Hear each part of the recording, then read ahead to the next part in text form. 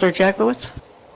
Yes, thank you. Through you to staff, I had just a couple of questions. I noticed swimming pools are exempted, and I just wondered if that was because they're covered somewhere else. And the second part was some of the comments you read. It's my understanding that we were not approving sports courts, so that anybody that has put one on a simulation right now. Mr. Allen? Thank you. Through you. A pool would be considered a structure under the zoning bylaw and would have to be set back a minimum of 66 feet today. There was specific direction that came from the planning committee to not include swimming pools within this bylaw. I'm sorry that the last question was related to... The second part was, it was my understanding from the site plans that have recently come that you did not regulate sports courts other than and therefore people were putting them on a site plan just voluntarily. Mr. Allen? We don't formally approve sports courts through the issuance of a permit. However, the tree preservation and the site alteration bylaw both prohibit the removal of trees and the alteration of grade within 200 feet of the shoreline. So if a site plan agreement includes a sports court within 200 feet, they would be exempt from those two requirements under the bylaw, the tree removal and the site alteration. So if a sports court is proposed within 200 feet of the shoreline, they either need an approved site plan agreement showing the location of the site alteration and tree removal, or a permit to remove the trees and alter the site. Not obtaining a site plan approval or a tree preservation or a tree removal site alteration permit, they would be in violation of the township's bylaws, constructing a sports court without those approvals. Thank you. Supplementary? On further supplementary, I understood that you had no power not to approve a sports court, and therefore, at least that was my understanding. The site plan process is not a tool to control the types of uses permitted on a lot. It's looking at the details related to how those uses are situated, how they're serviced, how they relate to other properties. So we deal with particularly stormwater. So when an application is made for a sports court, tennis courts primarily, we ask for a stormwater management plan to understand how the drainage associated with that hardened surface is going to be addressed. So in other words, we really haven't, through site plans, approved sports courts. If there are some out there, it's just... I guess... So, excuse me, Mr. Allen, I just know we don't. I think we're going to look at that as all of our official plan amendment or review. Mayor Hart? Thank you. I think contrary to that, we actually are, through the site plan process, saying this is how your tennis court or basketball court is going in. Here's drainage that has to be associated with that. We have people who have gone to money to put in a tennis court. We have put them through site plan. We have charged them money to fulfill drainage obligations and everything else because of this court that's going in. And I'll be honest, my issue is very much that if someone's gone through that time, energy, and money to manage the way their property is created, for us to put a bylaw and say, we don't care about that anymore. You have to back up, refile a site plan, rechange, and that whole development may have been based on I'm putting a tennis court here and this building here. As soon as that changes 200 feet back, I may reconfigure my property differently. I think we should have a grandfathered clause for existing site plans that are in place today going forward. So I think that is definitely something that is missing from this bylaw. Okay, so I think all I was trying to say was that we don't, sports courts, if you want to have one, you can have one. I think the approval process was more, I understand, because it doesn't count as our coverage at this point. That was the only point. So I understand it doesn't count as coverage, yeah. But we still have requirements depending on where this sports court is going yes. to manage through our planning department, and costs associated to put those in and register them on a site plan. And this potential bylaw says, unless it's already built right now, it doesn't matter. You now can't fulfill your site plan agreement. Well, I just assumed that would be grandfathered, quite honestly. Well, then I agree with you. We need to do that if something's been approved, certainly. Mr. Pink, would you like to say something? Just to help assist, there may be some confusion. I believe the mayor is correct. A lot of municipality zoning bylaws will contain what are transitional provisions, typically for site plan approvals, whereby anytime we'd make any change, so whether it's sport courts or something else, if someone a month or day or a week prior happen to enter into a site plan and we change that bylaw, that site plan doesn't lock you into permissions. The zoning bylaw does. So again, some area municipalities will contain a clause that give X period of time for that property owner to fulfill their obligations in spite of the fact that we amended our zoning bylaw, and that, I believe, are 2 out of the 3 submissions, or all 3, suggested that we include that. And certainly, I don't think that's unreasonable, but we're looking for direction from committee, whether to include transitional provisions for site plans and what period of time you feel is appropriate. And also, as noted in our report, we're just expecting that public comments be received. I think the Planscape submission raises some, valid questions, and I'm happy to work with Planscape to resolve some of those technical details if that's acceptable to committee. Okay. Councillor Edwards? Yes, I'm through you to Mr. Allen. Swimming pools, which are fine, they're 66 feet back, because why I'm asking that is we had an application in Committee of Adjustment that had a pool house that like the swimming pool was enclosed, and it just looked like another cottage on the property. So somebody says, well, I can build a swimming pool, and then all of a sudden, well, I've got to close it, and that, but as long as it's 66 feet back, is that what you're saying for swimming pools? Mr. Hallam? Through you, if this bylaw is approved as drafted, it will exempt swimming pools. It will not apply to swimming pools, and 66-foot setback would be the minimum setback required. Okay. Thank you. Okay, so I think I'm getting a consensus here that the staff looking for direction, you could work on some technicalities on this, but would we like the grandfathering for those that have already been approved? No, sorry, yes, yeah.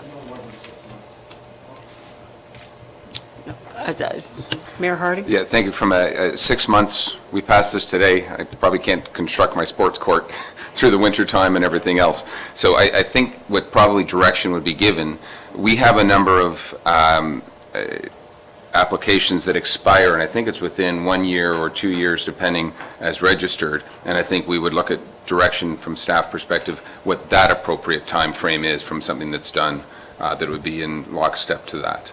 And again, remember, my simple perspective on this is we are making a future better for 100 years from now, and there may be some stuff caught in the weeds that'll take 1 year or 2 years to clear out, and then we move forward. Mr. Pink, would you like any more direction, whatever? Certainly. I can expand on that a little bit. I think this, keep in mind, if someone does not have an approved site plan, the minute the bylaw is approved, we would no longer be able to approve site plans for tennis courts. So it's only going to be probably the 2 submissions we've heard. In fairness, I believe there are vacant lots or the development would occur. Our bylaw would require the main cottage to be built first. So in fairness, 6 months would be difficult for a home to be built and then a tennis court. Our site plans, we typically allow 1 to 2 years, and even that's quite aggressive. We don't, typically revoke site plans immediately on that date, as long as activity is occurring. We allow that to occur. So committee might want to consider 1 or 2 years. Maybe 1 is reasonable. What I would offer is we can either come back in 30 days with a revised bylaw with that inclusion and a date, as well as other revisions, or if you wish to keep the process moving, this is a recommendation to council. We can bring the bylaw in 30 days to all of council with appropriate revisions. It depends on committee's comfort level. Thank you. That would be my preference, because I don't think we're dealing with all that much beyond that. So we give you direction for that? Sorry?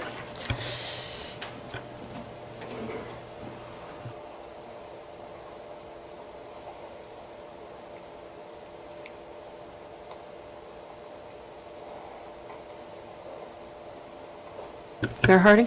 Thanks. I guess I would, look at how many site plans are out there, because if it is only relative to site plans, this council, staff have given approval to this is what the development will look like.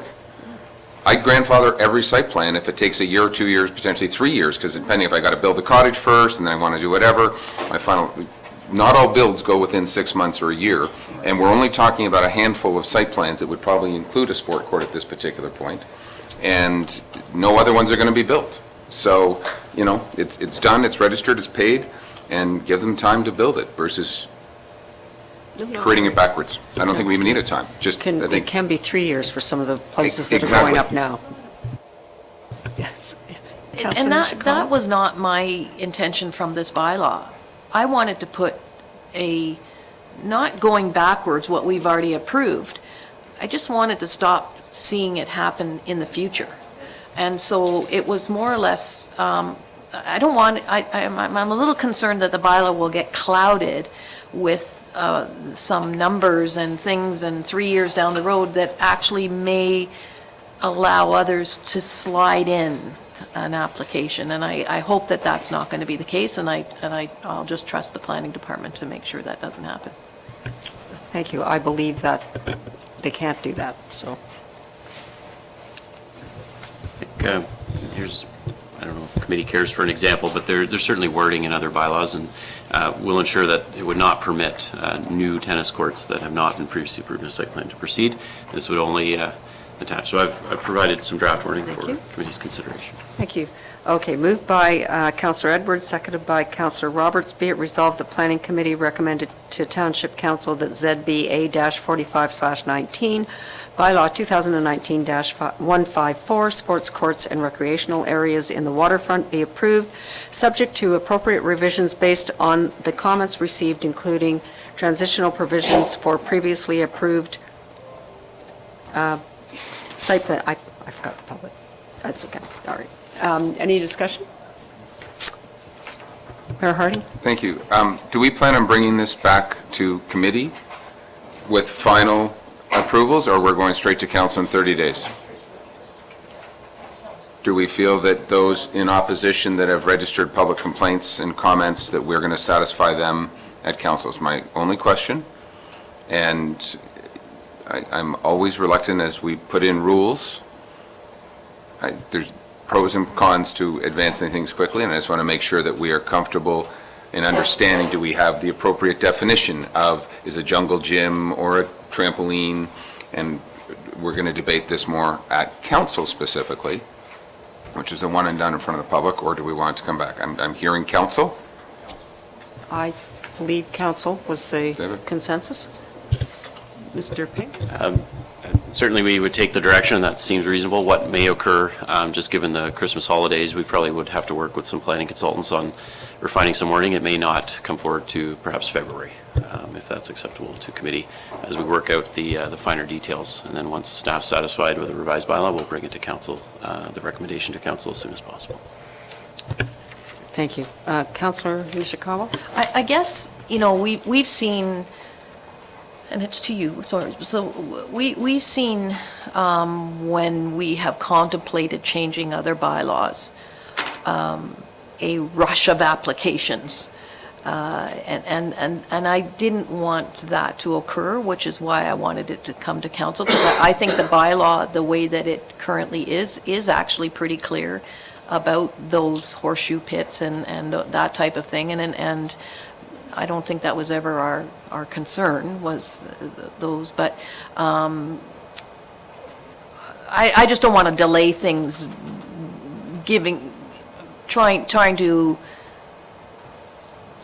form an opportunity for others to rush out and decide, well, now we want to put in a tennis court and we want to go with the old bylaws, that's all. Because I think we intend well for the municipality, and I don't want to see that abused in any way. Okay. Well, I think January, February, my response to that would be, please bring it back when you're happy with it, and you think you've satisfied and what we've heard today. Okay, thank you.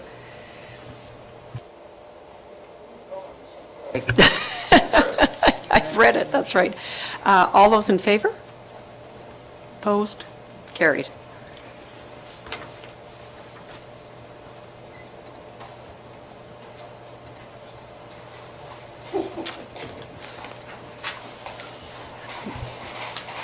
Okay, we are on to our Director of Planning, Mr. Pink, the official plan review discussion papers, the report from you. What? There's delegations. Hang on. We've done the public meeting. the unfinished one, right? Yep. But isn't that this? Yeah, oh, no, that's, okay, great idea. We'll try and get you out of here faster, those of you who are here for that. We're going to go to our unfinished business now, which is 11A, and it's the application on Mary Jane Lake. And I believe, Mr. Allen, you're up again.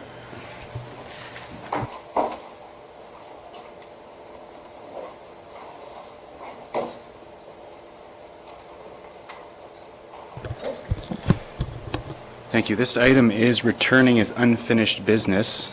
A plan of subdivision application has been submitted to the District of Muskoka, and a zoning bylaw amendment has been submitted to the Township of Muskoka Lakes. A joint public meeting was held July 12th in this room to specifically discuss both of those applications.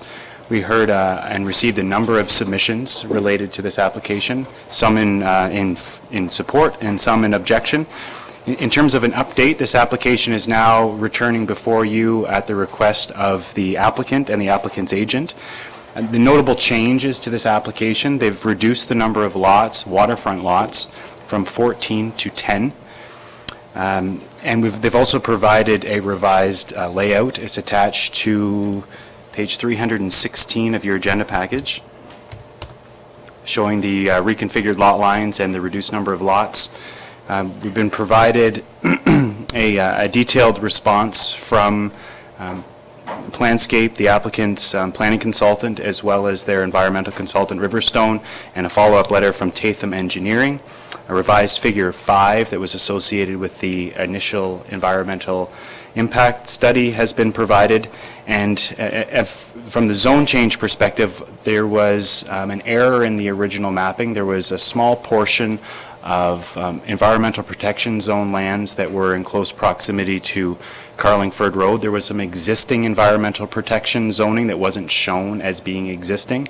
And then further to that, there was a small portion of existing environmental protection lands that were located outside of the wetland boundaries and the buffers identified by RiverStone.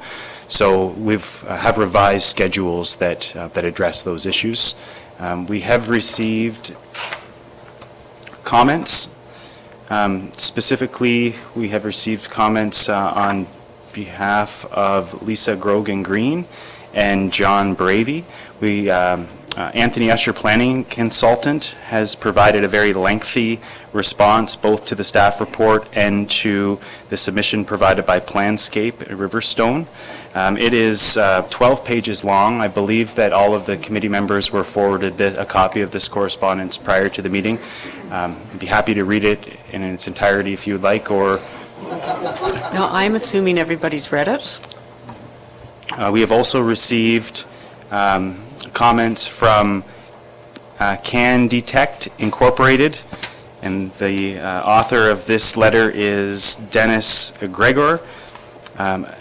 Again, on behalf of Lisa Grogan Green, there's a number of comments related to water quality and the impacts related to boating and the development on Mary Jane Lake. We have also received a letter from North South Environmental Incorporated, authored by Sarah Menge, prepared for Lisa Grogan Green, and it specifically raises some additional questions and concerns about some of the environmental work that has been done, specifically as it applies to boating impact, as well as habitat for turtles, landings turtles specifically. Again, this was a multi-page submission, so hopefully the committee had a chance to read it in its entirety. I'd be happy to answer any questions you have.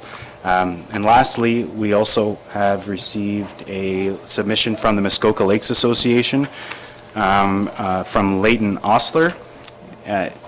They have concerns about this application, specifically related to the water quality and the impact of boating on wetlands along the lake. It is a multi-page submission as well, but I believe it was sent to all of the committee members to review before this meeting. I'd be happy to answer any questions you have.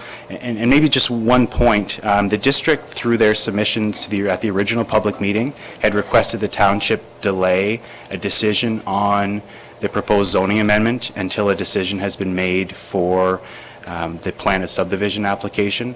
So staff have recommended that no decision be made on the proposed zoning, and before you is an opportunity to provide comments to the district specifically about the plan of subdivision, and the zoning amendment will be dealt with on a later date. Thank you very much. Do we have the owner or agent brought this forward? Thank you. Thank you, Madam Chair. Rick Hunter from Planscape, 104 Kimberley Avenue in Bracebridge, postal code P1L1Z8. I will be speaking to the committee quickly, and it'll be followed up by Mr. Shaw and Mr. Ross as well. I would like to thank the committee for the opportunity to speak to you today. Since the public meeting, we've been working on the revisions to the plan.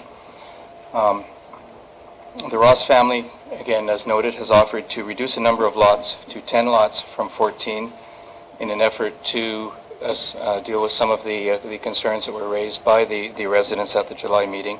And as noted, the consultants have responded to the concerns raised at the public meeting. I would remind the committee, I think it was mentioned in the July meeting, that the Ross family are in the process of finalizing construction of their cottage on the property, so it is a developed property now, and they have, I believe, since they've owned the property, they have been utilizing the existing access, the launch, and have been using the lake for water ski purposes for the last 5 years. In fact, that's, I think, why it reinforced with them why their proposal is, while a unique proposal, while it is particularly appropriate on this particular lake. We do agree that the zoning bylaw should be deferred until after draft approval by the district. There's a practical perspective on that. If there are any changes to a lot line, for instance, there may be a need to change the bylaw again. So rather than have to reapply, it's better to have it on as a condition of draft approval. With that, I would be requesting that committee recommend to council that the district be advised on the conditions of draft approval that are outlined in the staff report. It's my submission to you, and I believe the other presenters will also be indicating that any remaining issues can and should more appropriately be dealt with as conditions of draft approval, and that the matter is appropriate to proceed to the district for approval. Your township staff has advised in their report that the application is consistent with the provincial policy statement and conforms with both the township and the district official plans, and they have provided a list of recommended conditions of approval. We agree from our perspective that the proposal is in conformity with the official plan and that it should be approved subject to the conditions that are identified in the staff report. Madam Chair, I will refer to Section B17 of the official plan, which in my opinion is fully implemented through this proposal. I believe those were concerns that were raised in Mr. Usher's report. As I have presented, and as I believe is agreed to by staff, the comprehensive zoning bylaw already provides guidance on development standards for undeveloped lakes or smaller, more remote lakes, and we do significantly exceed those requirements. As such, I disagree with the interpretation that Mr. Usher has placed on the conformity to that particular section of the official plan.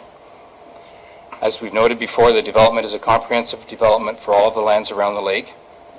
The lots are at an extremely low density, and the standards are considerably higher than the official plan and zoning bylaw requires for developments on the undeveloped lakes.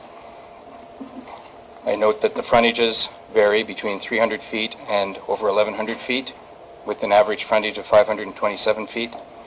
The lot areas vary between 3.8 acres and 15.5 acres, with an average of 7.6 acres. As provided in the zoning, WR8 zoning, the lot coverage is limited to 5% versus 10% in the WR1 zone, for example. There is a prohibition on boathouses. The maximum width of docks is 5% to a maximum of 20 feet, again compared with up to 75% on any lot that is zoned WR1. The official plan provides for a single dock, and we agree that that standard will be carried forward in the zoning bylaw when it is being considered by council at a later date. Madam Chair, Mr. Ross has been doing some research on some of the smaller lakes in the township, and he's noted that a number where the existing development is considerably greater than proposed on Mary Jane Lake. And I'll just reference a couple at this point. For instance, Cane Lake has 17 parcels of land on approximately 10 hectares of land. Thorn Lake has 18 parcels on 13 hectares. So there are examples in the municipality of probably similar type of activities or slightly higher densities or intensities on this, and they have been appropriate over the years. The proposed zoning bylaw, in addition to confirming the WR8 zoning for the lots, will also identify environmental protection areas as well as setbacks from those features, so that the bylaw itself, implementing the plan of subdivision, will provide for significant improvements over the existing zoning that is on the property that, again, did not deal with the level of detail on environmental protection. Regarding boating impact studies, it's clear to me, and I believe it's been supported by township and district practice since at least the 1980s, that the need for such studies is predicated on a concentrated location. I think the wording in the official plan for boating impact does refer to concentrated. And I would take that to be a municipal dock, a waterfront landing, a marina expansion, a commercial facility with concentrated docking on this property. I'm not aware that this provision has ever been applied to individual shoreline lots, either by consent or subdivision, nor do I believe that they should be. And I strongly disagree with Mr. Usher's interpretation on this particular aspect. There are questions about why some of the natural features were not in communal ownership, and I believe the response on that is that the zoning bylaw will be regulating use of the environmental lands, and frankly, I've found in the past that it's easier for the municipality to deal with a single owner as opposed to an association or a communal ownership where you have multiple parties involved. Shoreline vegetation can be protected through a combination of zoning and site plan approval, and the approach in the zoning bylaw is consistent with the township's approach on any new lot creation throughout the township. Madam Chair, in our opinion, no further study is required, and particularly no boating impact assessment is warranted.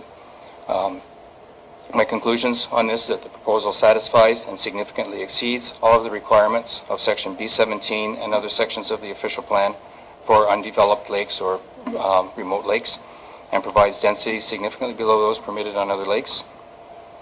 Any concerns with the structure and management of the road association and the regulation of the boat launch can and will be addressed through the subdivision approval process and are not related to a boating impact assessment. And as a reminder, with respect to the environmental concerns, the property has been subject to both the EIS and subsequent peer reviews, which supported the conclusions from the EIS. So in my opinion, there is no additional study required. And again, I would request that the committee recommend to council conditions of approval so that we can move on at the district. Thank you. Thank you very much. Mr. Shaw, please come forward. Madam Chair, Committee, thanks for allowing us to speak again today. As Mr. Allen said before, there were some follow-up letters from a couple of consultants, including Sarah Menge from North South and from Candy Tech, I think is their name. And I'm going to try to stick to my 5 minutes and answer as many of those sort of ongoing issues as I can. The first one from North South, Ms. Menge, about species at risk, particularly the turtles, and sort of needing further study, including some sort of emerging science like this environmental DNA stuff. When I think about the species at risk, I keep going back to the fact that we did our studies, we did additional work, it was peer-reviewed, but particularly the species at risk material went to the Ministry of Natural Resources, who at the time was the agency responsible for species at risk. And they vetted our methods, our results, our conclusions, and the recommendations that we put forward to make sure that the project, at that time, which was 14 lots, met the criteria and was not going to contravene the Endangered Species Act. The fellow at M&R at the time, Jeremy Rouse, I respect him a great deal, he's a very thorough guy, came back saying that everything was fine. So as far as I'm concerned, I think we've met the highest test that there is, and that is the agency responsible for that legislation has said that we met their criteria, and I feel that test has been met, and we'll be moving on. Mr. Hunter just also talked about placing wetlands and other significant features into sort of communal ownership as opposed to individual ones. And Ms. Mingay also mentioned an idea of a homeowner's manual or a brochure that could be submitted. We've done that before on other subdivision applications where we were doing multiple lots on lakes. And I don't have any feedback really on how effective those homeowners manuals were in terms of getting people to comply with zoning and site plan agreements, as opposed to just having those zoning and site plan agreements. It's a possible thing to do. Of course, it's more time and effort and money spent by my client, but I really don't have any feedback to say whether it was any more effective than just the zoning or the site plan, above and beyond the zoning and the site plan material. The next couple of items I have are from the CAN DTEC report, and I'll try to finish this up in my 5 minutes. The first is about water quality and fish habitat, and the idea that boating may impact fish habitat surrounding the lake, particularly the wetland communities. And I think he pointed out particularly the wetland community at the end of the lake, where I think he thought maybe the boat would be turning around and stuff. And I don't think that's the case, and I think my client, Mr. Ross, might touch on that as well. The boat would slow down and turns around and goes back the other way. But there's a wetland at the end. And I think the best evidence that we can have right now is actually to go to a lake that's used for this similar purpose right now, and of a similar size and shape. And that's the Barrett Lake, I believe it's called, just north of Bala, or in Bala. And they similarly have a wetland feature at the very end of the lake.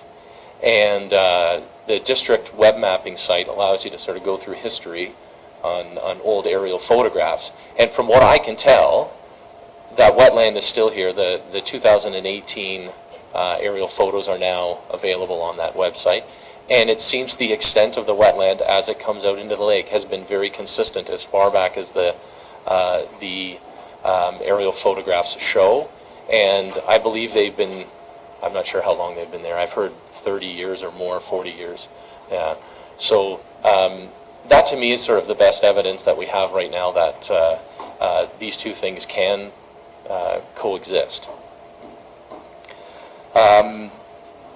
Water quality wise, this CAN DTEC letter did note a few things that they were pleased to see that the applicant had joined in with the district water quality monitoring program, and that the first wave of results had come out, that the phosphorus levels were they said low, in the 6.5 to 8 and change range, which is where a lot of our lakes fall, and that likely won't have algae blooms based on that level of phosphorus, which I agree. Normally in the other lakes that you see the constant algae blooms, they're up around 20 micrograms per liter, so that's good. And that there was no exceedances in water quality variables when you consider any of the provincial water quality standards. They were talking about doing some additional work related to under ice oxygen profiles and such, and those can be done, of course. They're the things that they're thinking about in these causational studies that the district has now tendered out, and it is occurring. I think the first one is on Penn Lake in Huntsville. I believe 3 Mile is on the radar as well. Those are the types of things I think that they're contemplating on those sort of very highly sensitive lakes known to have algae blooms. I don't know that it's going to provide any more information related to whether this should go ahead or not. It doesn't seem to me like the answer is there. The last thing that they talk about is boating capacity. And I think I'll start out by saying, and Mr. Hunter mentioned this, my client's been on the lake for 5 years, water skiing back and forth. So it meets the needs that he sees for what he wants to do for water skiing. And that's important when you think about lake capacity. My firm now has been hired through the township and the district to look at boating capacity and safety in some of the busiest areas in all of the Muskoka lakes. And the one thing that keeps coming back is that the conflict arises when there's different expectations about what's going to happen on a lake. There's, some of these very busy areas that we're looking at have everything from stand-up paddle boards and kayaks and canoes all the way to wakeboards, wake surfing boats, water skiing, people towing 4 water skiers at a time, or that banana thing that has 12 people sitting on it, and even float planes landing in the middle of the area. And there's conflict because everybody expects something different. And if you think of that area that's so busy, what would have happened if everybody that bought those properties around that area was on the same page? What happens if everybody bought their properties knowing that the use was going to be varied, or what the use was going to be? Because that's the situation we have on Mary Jane Lake.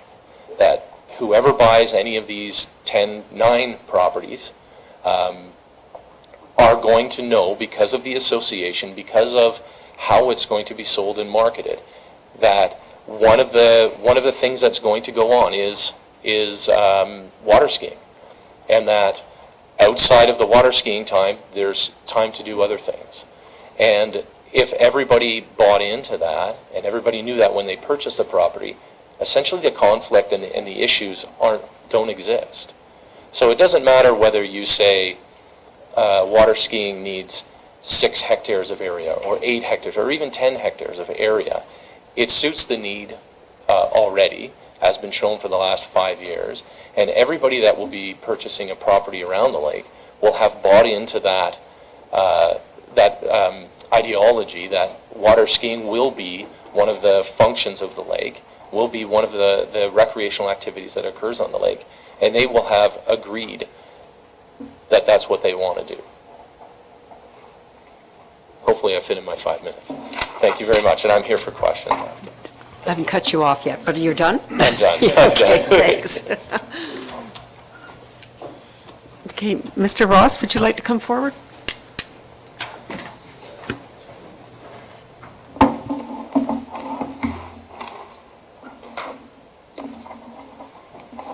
Madam Chair, members of the council, Mayor Harding, members of staff, and members of the community, it's my distinct privilege to be in front of you again today. Thank you for this opportunity.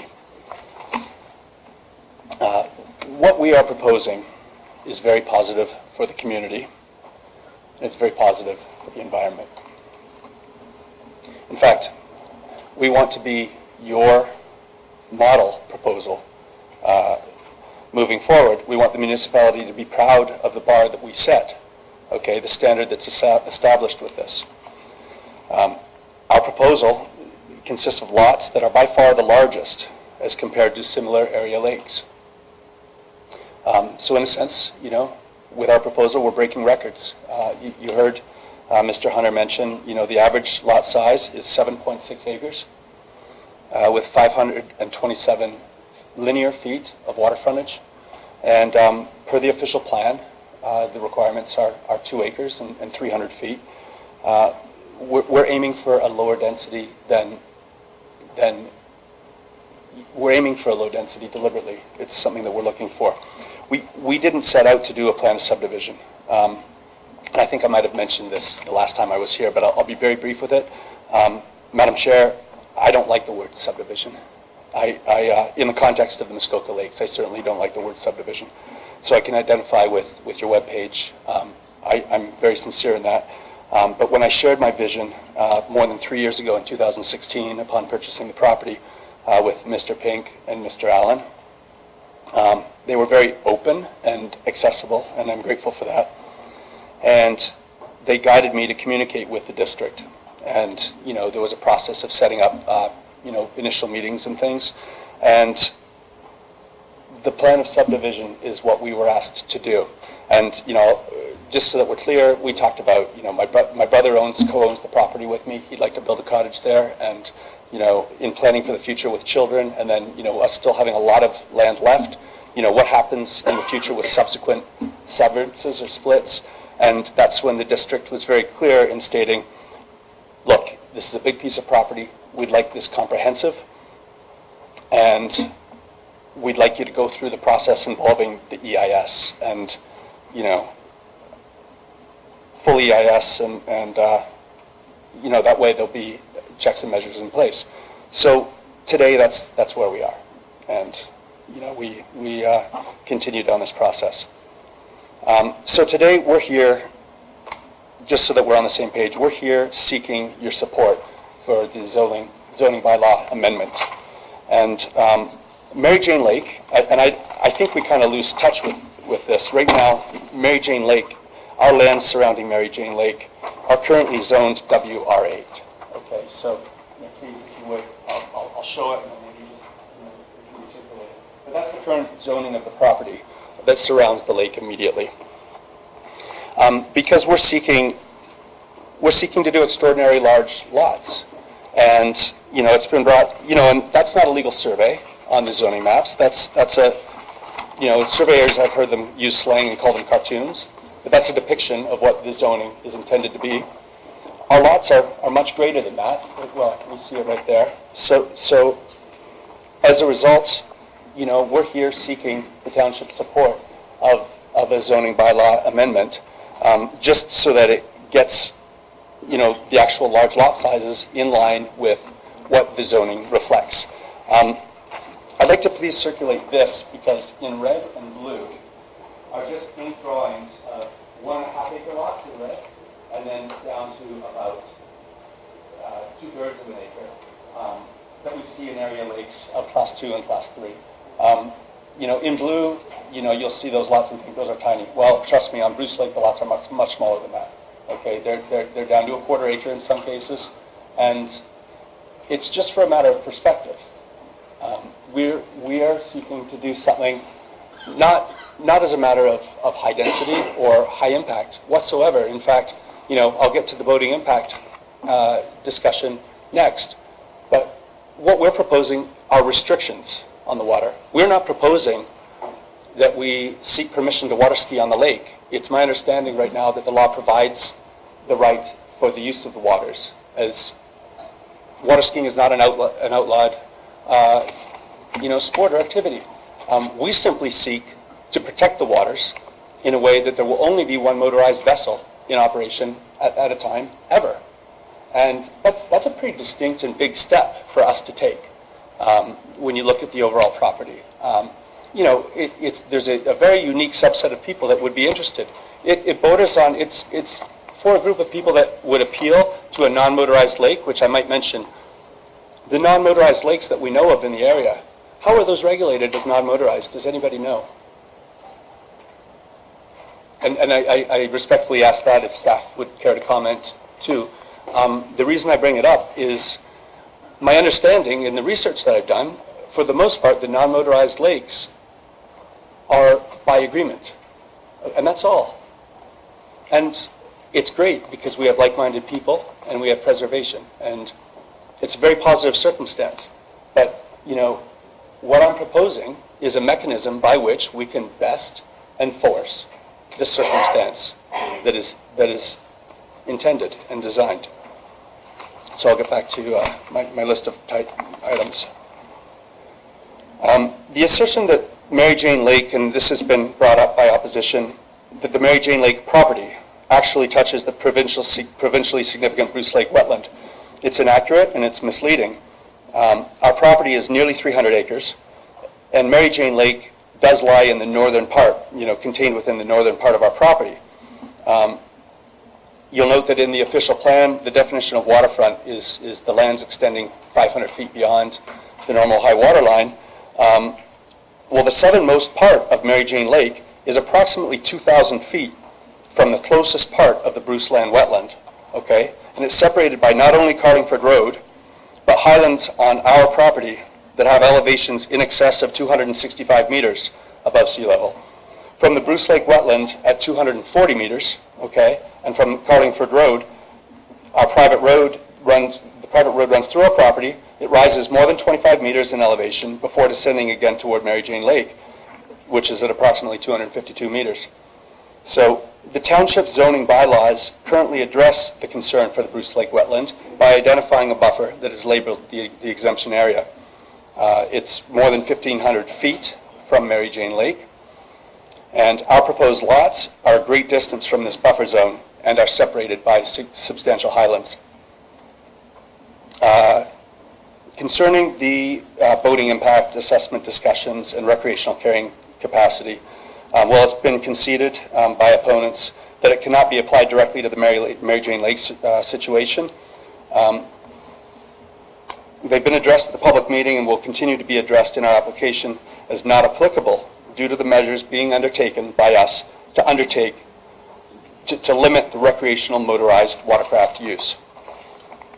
To review our proposal, only boats specifically intended as suitable for competition water skiing and training are permitted, subject to one boat at a time, which is contrary to some assumptions that have been made in the letters written. The restrictions, and by the way, the boats do stop at the ends to a zero speed, circle the skier, and then move to the course again. In fact, Councillor Mazin has been and seen and witnessed the lake in terms of how it's used, as has Mayor Harding. And I would invite, as the summer season comes, I would love to have anybody come see us. But I'll continue. The restrictions that will be are mimicked from similarly planned communities and are for common benefit, not unlike the way restrictions implemented on golf course communities benefit owners. No motorized recreational boating is permitted. Okay, aft engine inboard boats designed for wake enhancement, surfing and wakeboarding, are not permitted. These rules are to be enforced by the road association. Okay, as a condition of the road association maintaining its access to the boat launch area via easement. Okay, our investigations into the matter of how to best enforce the restrictions and our consultation with experts has resulted in the road association access easement as the best and most viable solution for enforcement. And while we're on this topic, paddling in the form of paddleboards, canoes, and whatnot, heavily encouraged. It's something that we do, and it's something that can be reconciled perfectly as the sole motor boat that would be on the lake travels in one distinct pattern. And there's ample areas all over the place surrounding the lake for paddling, which is something that many people love to do. There's nothing better than to paddle in Muskoka Lakes and see things quiet, witness loons, witness the birth of new ones as we have over the seasons. The same family comes back each year. It's really a unique setting that I don't think you can get on big water in this area. So we discussed, the other lakes, and I would suggest that we compare the other lakes in terms of their sizes and the number of parcels. Not just the ratios of the number of lots on other area lakes, but the lot sizes, okay? Because we see many lots less than 200 feet, and smaller than 1 acre. And then over time, obviously, the requirements have become more stringent, but we still see concentrated circumstances of strip development, a road of 2,000 feet, 10 lots, and then the rest of the lake still consisting of large parcels. Well, what are those large parcels going to be? Will they be developed in the future? We don't know, okay? What we do know is that if this draft plan is approved, this circumstance is indelible in perpetuity for Mary Jane Lake, which I think is an extraordinary opportunity. We are close to Annette, but we are not similar in any way whatsoever with the current proposal that's at Minette that's got such grave concern by people. That proposal, let me just remind people from a mathematical standpoint, is for 42 detached single-family dwellings on roughly 10 acres of land, okay? The density difference with what we're proposing is 4,000%. We were talking about lot coverages earlier. I enjoyed the opportunity to be here this morning for some of the other hearings. Just to put into perspective, the cottage that I built sits on what would become Lot 1, and right now my coverage, just in case we're concerned about coverage, would be at 0.18%. Okay, the cottage is finished in construction. Okay, so we envision, obviously it's the biggest lot because it had to be in order to have that easement for the boat access and whatnot. But we're going to see lot coverages at a fraction of what the code provides for in Class 3 lakes and undeveloped lakes. Mr. Ross? Yes. I don't like to interrupt you, but I'm trying to help you here to carry on. I see your name's down twice, so maybe we'll double your time up here. Okay. Oh, it's your brother. I'm sorry. So I'm not cutting you off, but could you... Wrap it up? Could you maybe just hit the highlights? And Okay. Thank you. Okay, we had 25 here for support at the public hearing in July. It just shows that there's interest in the community for what it is that we've proposed. Regretfully, the time was taken for the most part by a hired consultant who's not a member of the community in terms of residents. The lot numbers, we discussed, 9 more to be built if this were to be approved. We, in actual fact, would be seeking a phasing agreement with the district and with the township because we have no appetite to do anything in a hurry, nor have we ever. We are simply abiding by the request to comprehensively plan the property in order to move forward with anything. So 3 years later, here we are. We continue. I seek your support, and I thank you for your time. Thank you very much. Mr. Ross? Oh, yes. No. No. I think it's Doug.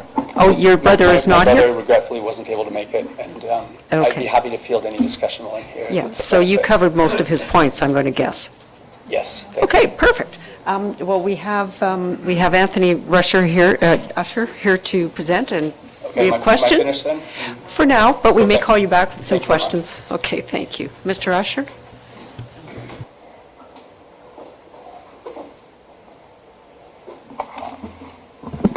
Thank you, Chair Bridgman and committee. I'm Tony Usher, and I've been providing planning advice to Township residents Lisa Grogan Green and John Brave about this application. And I regret I was on holiday at the time of the statutory public meeting in July. I've submitted, as has already been described, a detailed letter on the latest information from staff and the applicant, along with the submissions from my clients' environmental consultants, North South and Candatech. So I'm just going to hit the high points of why we still have some significant concerns with these applications. This is not just another application. The OP classes 62 township lakes as Category 3, lakes that are considered small, remote, and/or undeveloped. Only 2 of these 62 lakes are entirely contained within a single undeveloped private ownership and also actually appear to be suitable for development. And Mary Jane is the larger of the 2. Mr. Hunter correctly said there is a dwelling nearing completion, Mr. Ross's. In my view, an original lot, 100-acre lot with a single as-of-right dwelling is still undeveloped for planning purposes. The OP's policies on development on undeveloped lakes, Section B17, have a purpose: to ensure the development of a few special lakes meets a considerably higher standard than just meeting the requirements for Category 3 or for WR8 zoning. If there is any undeveloped lake in this municipality that demands special consideration in the planning process, it's this one. My colleagues and I have reviewed the proposal against Section B17 as well as the requirements for boat impact assessments in Section B529. We have concluded there are 3 reviews that should still be undertaken before you make any final recommendations on these applications. And we also have some more technical concerns about the approvals which are in my submission. And the 3 reviews I believe are needed are, first, a review of the proposal against the natural environment components of the undeveloped lake policies B17. The applicant's environmental consultants have not done this in any of their submissions. Second, as mentioned, testing to determine whether Mary Jane Lake provides winter habitat for Blanding's turtle, and this is explained in the North-South submission. Now, these first 2 reviews may provide useful input to the third, which I want to particularly emphasize, which is a boat impact assessment. I respectfully disagree with staff and with Mr. Hunter. I believe the OP does require a boating assessment in this case, but in any case, as the staff report says, You're free to ask the applicants for such an assessment even if you conclude that the OP doesn't require it. The number of lots and their areas and frontages should remain open for consideration until those reviews are complete, in case the lot layout needs to be reconsidered. Now, I want to say a bit more about why a boat impact assessment that is particularly scoped to this situation is needed. This lake is 10 hectares. The area that's actually usable for high-powered boating is only 5.2 hectares. That's considerably less than the 8 hectares of surface that boating studies say is required for a single runabout with a skier. And by the way, the 5.2 is if you deduct 30 meters around the shoreline. I'm not saying that those numbers mean that water ski boats should not be allowed on Mary Jane Lake, only that their recreational impacts should be carefully reviewed before any decision. And the environmental impacts of ski boating should also be carefully considered. This lake is not much more than 3 meters deep maximum. It's an oligotrophic lake with good water quality. It has unimpaired wetlands and fish habitat along much of its shore. Both North-South and Canada-Tech explain why the environmental components of a boat impact assessment are essential to ensuring that lake water quality will be preserved. Lake quality will be preserved. Now, the applicants have put forward some good ideas for managing boating, but implementing these ideas will depend entirely on the goodwill of present and future lot owners. Without any regulatory framework, all it will take is one uncooperative owner, one owner who is not on the same page, to use Mr. Shaw's words, to wreck any voluntary scheme. I can see the day that some Mary Jane residents unhappy about the collapse of this scheme end up on the township's doorstep complaining, why didn't you regulate this properly when you approved the subdivision?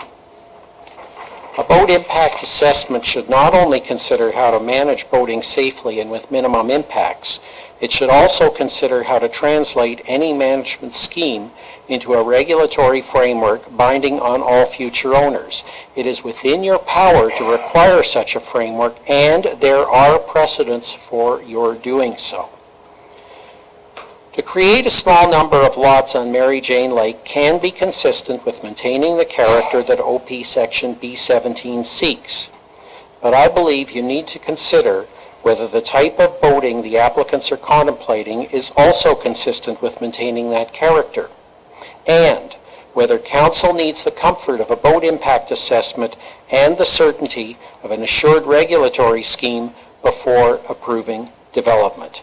So I'm asking you not to recommend approval of these applications until these 3 reviews have been completed. Thank you for your time and consideration. I'd be pleased to answer any questions. Thank you, Mr. Usher. Would anyone like to come forward and speak for this? In favor of it?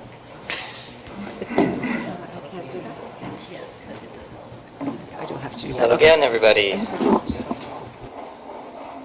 Madam Chair.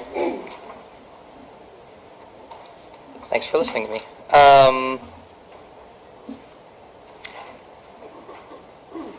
I guess the first thing I would like to sort of go into is... Excuse me, could we get your name and address, please? Sorry, good. Northrop Johnston, and I live at 1129 Medora Lake Road, just outside of Bala.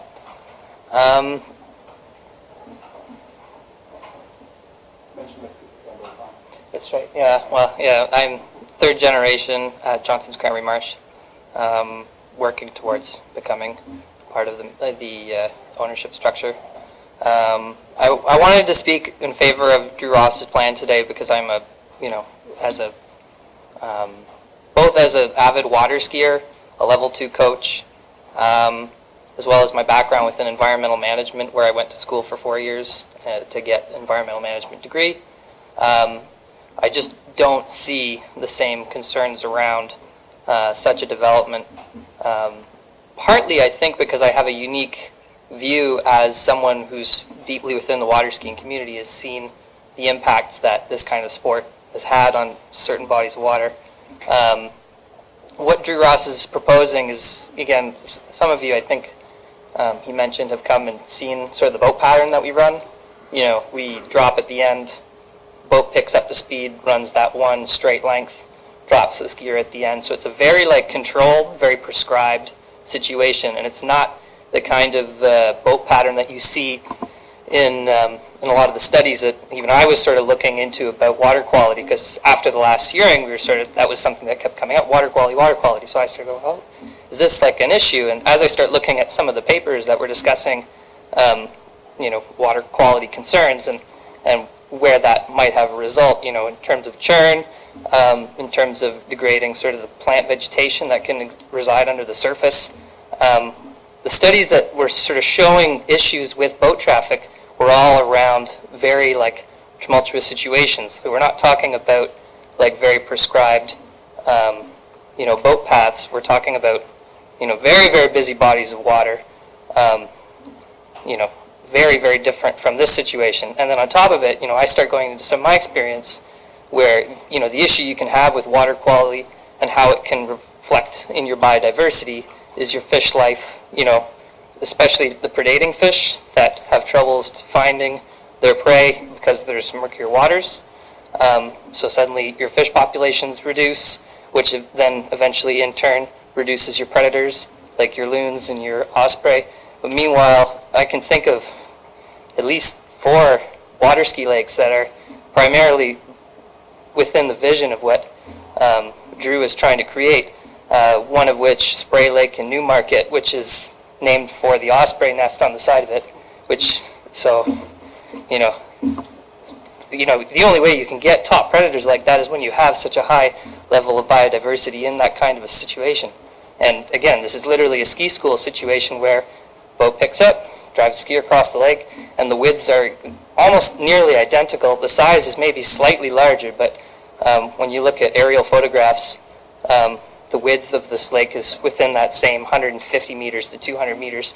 Additionally, you go drive down, Barrett Lake was discussed earlier, Bush's Water Ski School, same thing. You've got all kinds of animals that are able to sort of thrive in a great...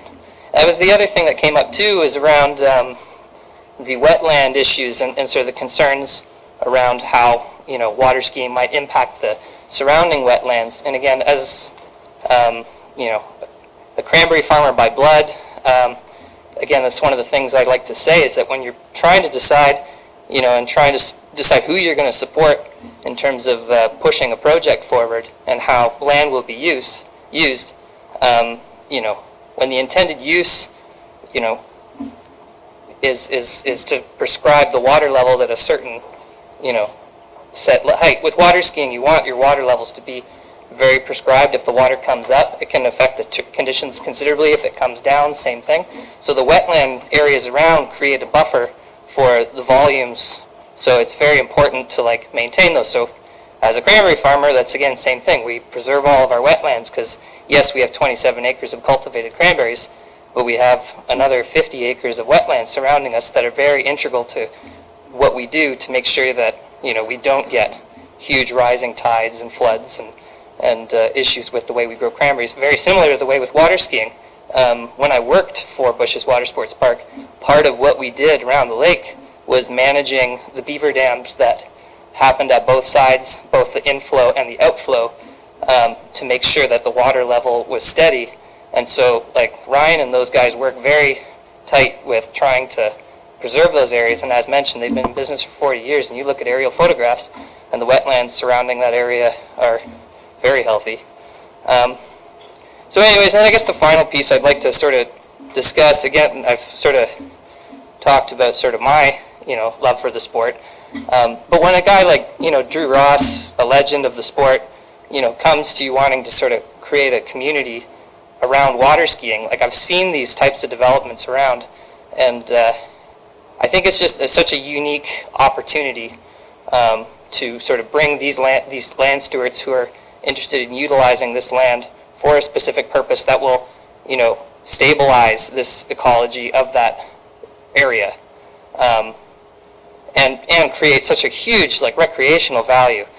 So the level that his daughter is skiing at, and to be able to share that kind of knowledge with the rest of the community by bringing 9 other like-minded individuals. I've talked to Drew Ross about his vision. It's really exciting, wanting to handpick individual people that share that same vision and have that same vision of not just, that they're just also water skiers, they're also family members, people with family that they wish to grow and create this kind of an environment. So I think that sort of wraps up what I'd like to speak about. Perfect timing. Okay, thank you very much. Would anybody else like to speak on the topic? We're not on a for and oppose now, it's just anyone who would like to speak.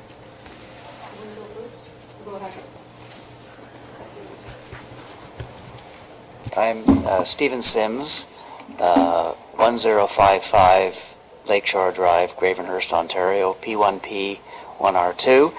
And I'm here speaking again to this committee as a member of the Muskoka Lakes Association. And all of you will have received a letter. This was prepared by the leadership of the Governance and Land Use Committee, signed by our President, Lawton Osler, who's here, but they left me in the firing line to present the letter to the concerns. So we spoke in opposition.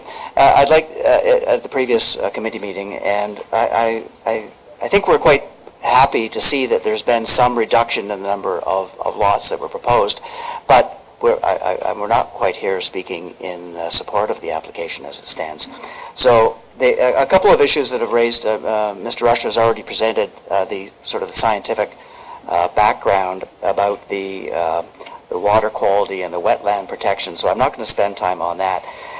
The boating, but it is interesting that all the discussion we heard initially from the planner and from other planners, Mr. Hunter, it's all on land use. And there's been no time spent on the lake. And that's why I think we do support the notion that a boating study would be of some value in understanding how this impact is going to be felt. So the site plan, for example, includes the boats, their usage, the shoreline structures, the setbacks, the building envelopes, and whatnot. And these are, and actually they are admirably big lots, as Mr. Ross has described. But it's this issue of a small lake surrounded by wetlands, the fens, this is the term that you've been hearing, of these floating mats, and now we're talking about intensive water skiing activity. And I guess the question is how this is affected in the long term. And that long-term issue is really where I want to sort of start to close down my thoughts, is that we're facing, if we just go back a few hours, I guess it was, in today's committee meeting, and the discussion was, what is the long-term impact of these zoning regulations? Because owners come and owners go. And here we have a lake that right now sounds like it's going to be well regulated. And what mechanisms are there in the future that the municipality is going to be able to control the usage as we move along?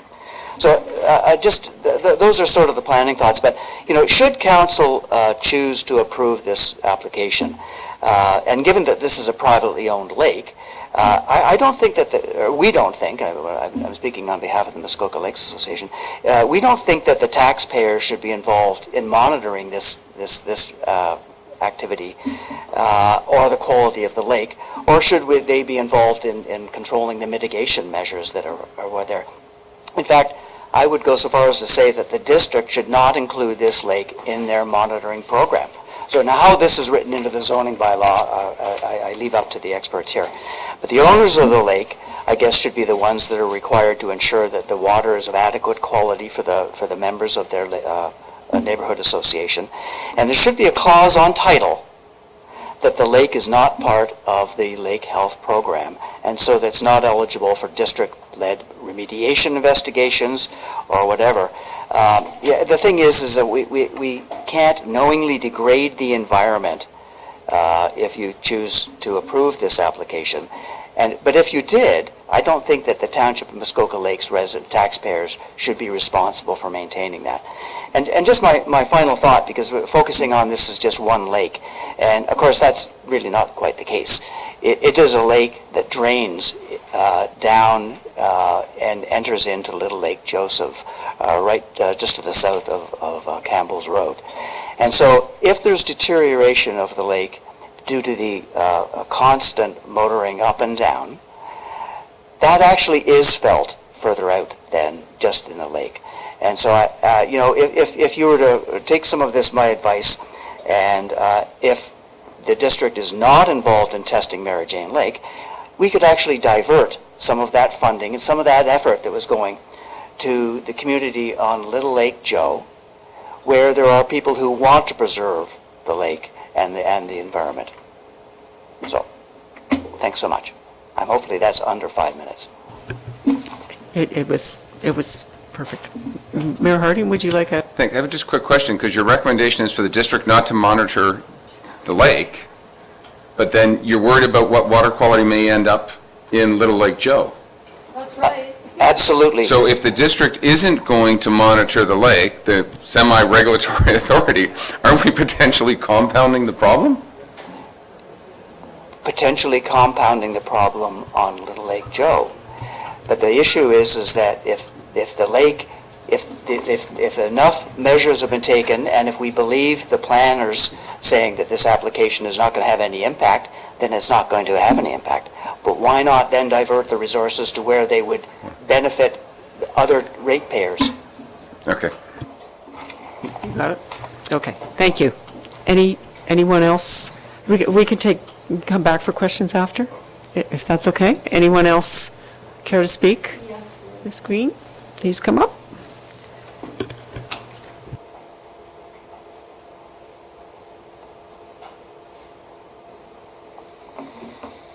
Thank you. Don't forget your name and address. No, I haven't. I've got it written down. Thank you, Chair Bridgman, the Planning Committee, council members, members of staff. Although I've been referred to many times today, along with John Brave, I'm actually not just with John.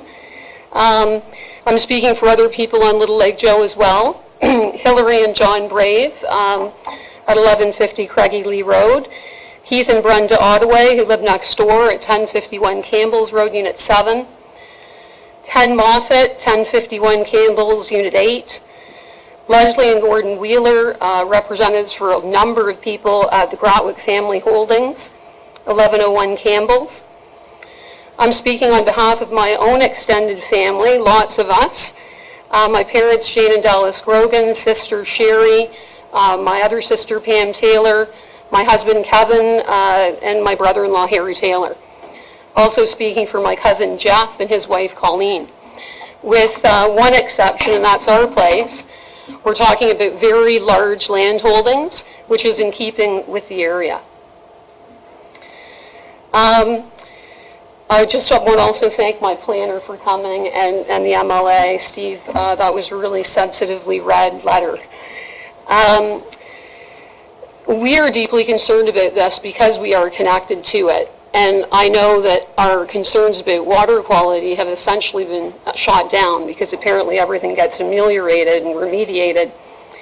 But that's not the issue, actually. We're connected to it because we're part of an ecosystem.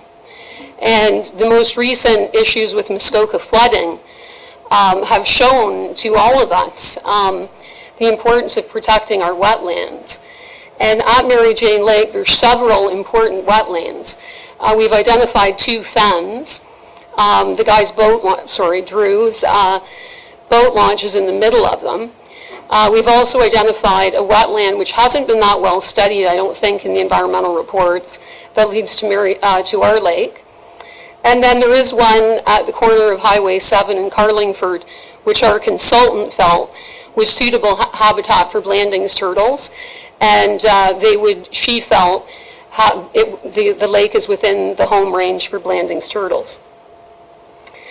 Well, we appreciate that Mr. Ross has brought his density down from 14 lots to 10, and I understand that the district has made him do all of this, but in our opinion, it's just not sufficient. Given the lake's sensitive environmental features, how small it is. I think it's defined as a very small lake, according to Meridian in their report. As well, there should be supremacy of Section B17. It is specifically related to the development on undeveloped lakes, and I think Tony did an amazing job explaining that. But the additional road construction, the septic beds, cottage construction, the additional road traffic from all of the homeowners, all of the people who will be coming to ski, all of this displace wildlife. It alters stormwater flow. It increases salt heading down to the lake, especially on the north side. We haven't talked about blasting. We're supposed to trust the site plan arrangements, and I don't. I've seen from personal experience, even the last 2 months, what can happen, and that we don't have adequate tree protection, et cetera. I've seen it. As well, because of where the lake is so deep into the woods, there's a greater obligation on his part to do more clearing, according to the wildland and fire assessment recommendations. And I believe the fire department itself is saying to him that he should leave his road open year-round. I totally agree with that. We ourselves have had a cottage fire. These things happen. In 2006, it was devastating. A year later, one of our best friends, his cottage burned down. Didn't burn down, but it actually had to be replaced. It burned inside. Ours burned from the outside in. But these are very real things, and these are new developments. I understand properties where you're deep in the woods and you don't plow. That was then, but this is now. And that's an expense that needs to be sustained or considered, absorbed. I want to say thanks to Meridian as well for their analysis that they provided on all of the lakes. I took a shot at trying to rearrange the net areas of what were called very small lakes. And it turns out that there's nothing really quite like Mary Jane, but the very small lakes have less than 20 hectares. So this one has 10.1 or less than that when you consider the 30-meter buffer. And the average number of cottages, built properties, is 4. The actual median, because it's distorted by Dark Lake, which apparently is very heavily populated and attached to Lake Muskoka, but the median number of built properties on these very small lakes is 1, and the frequency mode is 1 building, that's it, and that's what he's got on his WR8 zone. Now, as Tony has said, the standards of Category 3 lakes, those are minimum standards. They need to be subordinate to Section 17. I believe what Ruth Nishikawa said, which is that when they came up with this Section 17, they had an intent. I don't think the intent was to meet the minimum standard for a Category 3 lake. So in my opinion, I think it's left to the committee to decide what is acceptable for Section 17. It's your judgment, and it's your political will to hopefully appreciate what I see. Mr. Ross is a real estate agent. He's a developer. He is also a champion skier who operates the Drew Ross Academy in Winter Garden, Florida. But where he skis is a private canal that only he owns. And some of his houses border the real lake, Lake Hancock, and they back onto his canal. And he controls the water. It's different. You want to cut me off already? Because the other people didn't get cut off. No, Lisa, not at all. Okay. I just said, I was trying to figure out why that was relevant here, because this is completely... Well, because the idea is that he just wanted 3 or 4 lots, but then suddenly, poor him, he went to the district, and the devil made him do it. I mean, let's face it. So here we are, we're down to 10 lots. Okay, let's get back to your presentation, Okay, fine. based just on... I had it written down, so it was part of it. Now, if this development goes forward, obviously the lake is seeing a great intensification on the land and off. My understanding, and I can be corrected, I'm sure, by other skiers in the room, but I spoke to a friend of mine that does this a lot, and apparently Most of the skiers do 20-minute sets 5 times a day. So he claims he's done this for 5 years with his daughter, but I calculated it would only be 4 years, like 2016, 17, 18, 19. I know I'm splitting hairs, but I think it's been 4 years. So then you've got other skiers. So you've got somebody skiing for at least an hour and a half a day, and then you're going to have a few others. Maybe you're going to have 9. Maybe you're going to have 15. Maybe you're going to have 20. I don't know how many people will live in these buildings and how many people will come. But according to the person I spoke to that has engaged in a lot of this skiing, the lake runs for at least 7 to 8 hours a day.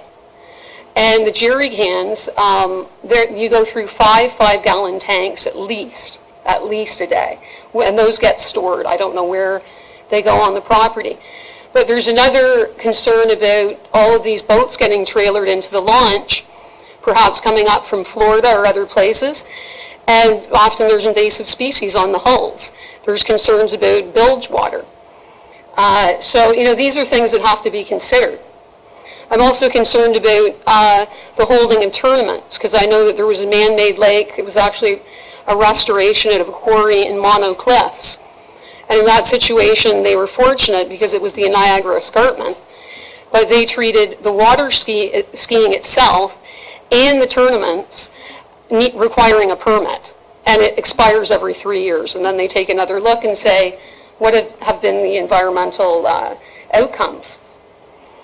I took a look at a website called Ball of Spray, which is a chat forum of all the elite skiers.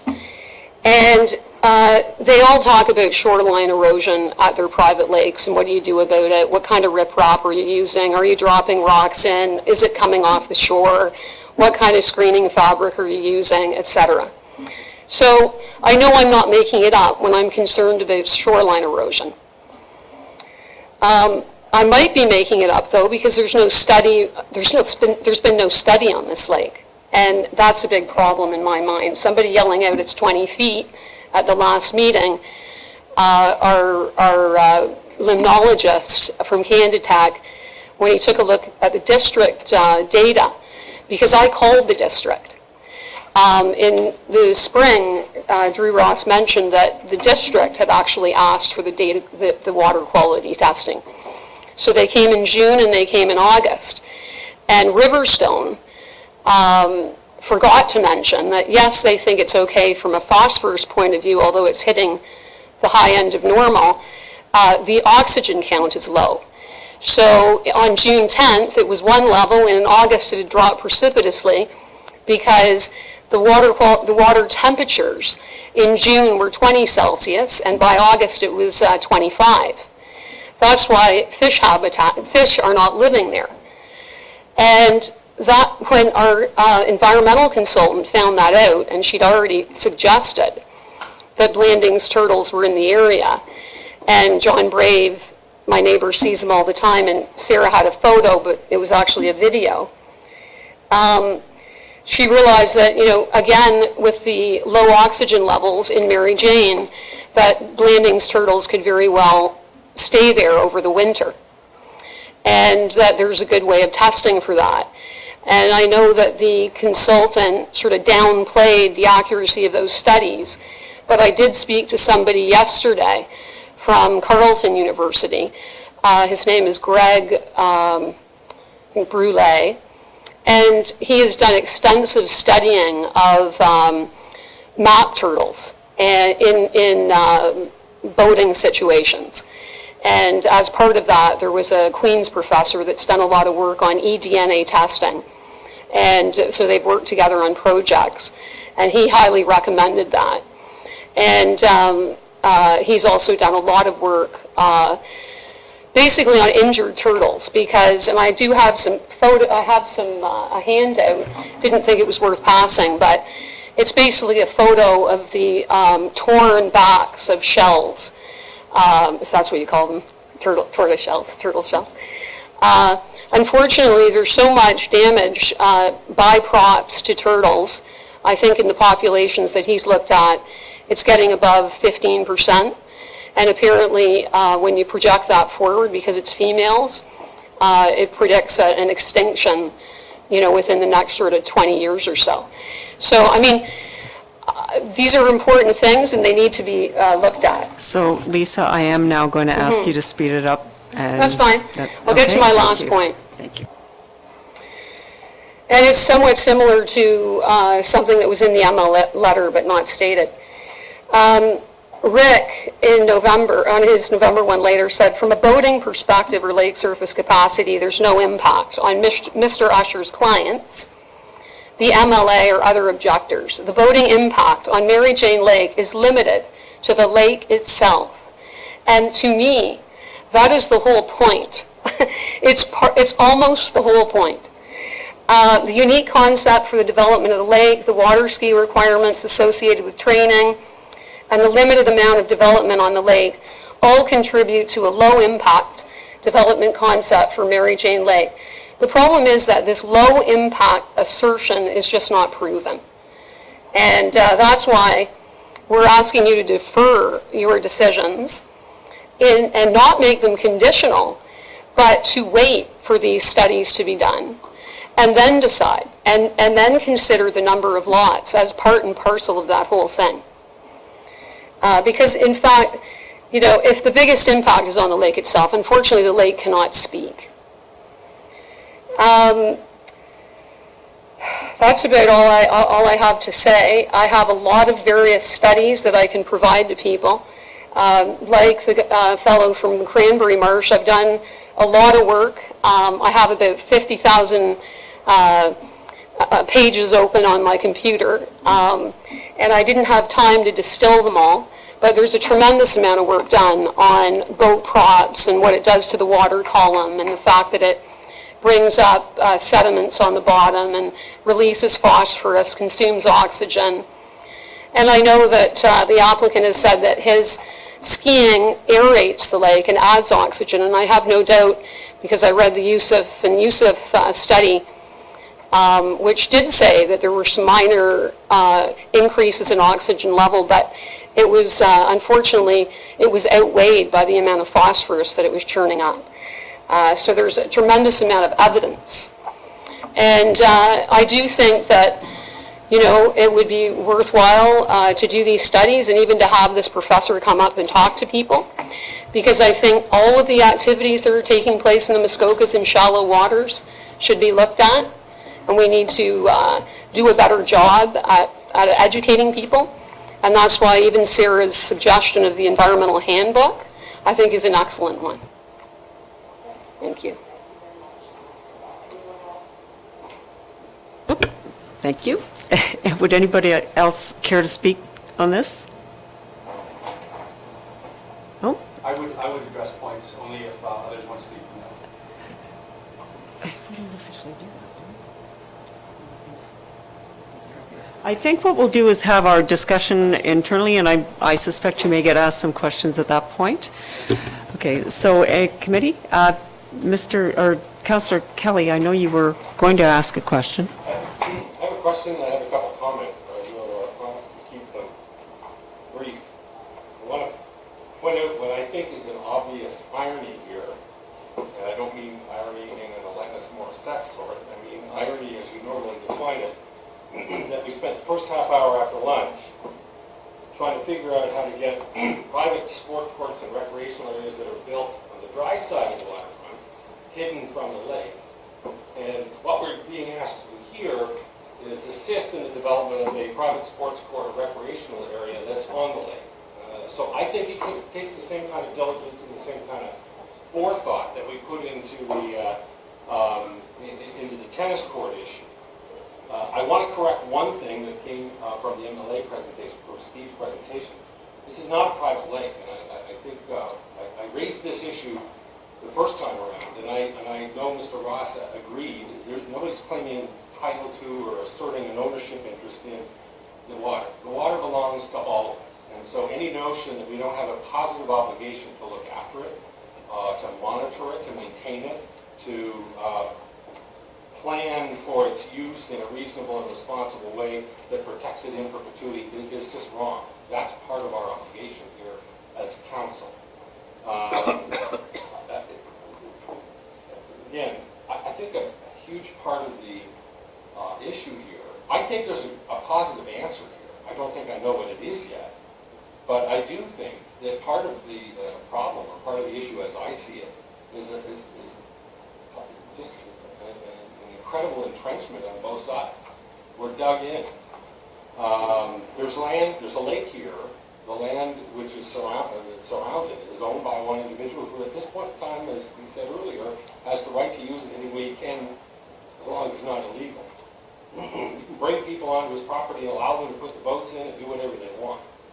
I understand we're being asked to change the rules and change the zoning and allow for the development of 10 more or 9 more properties.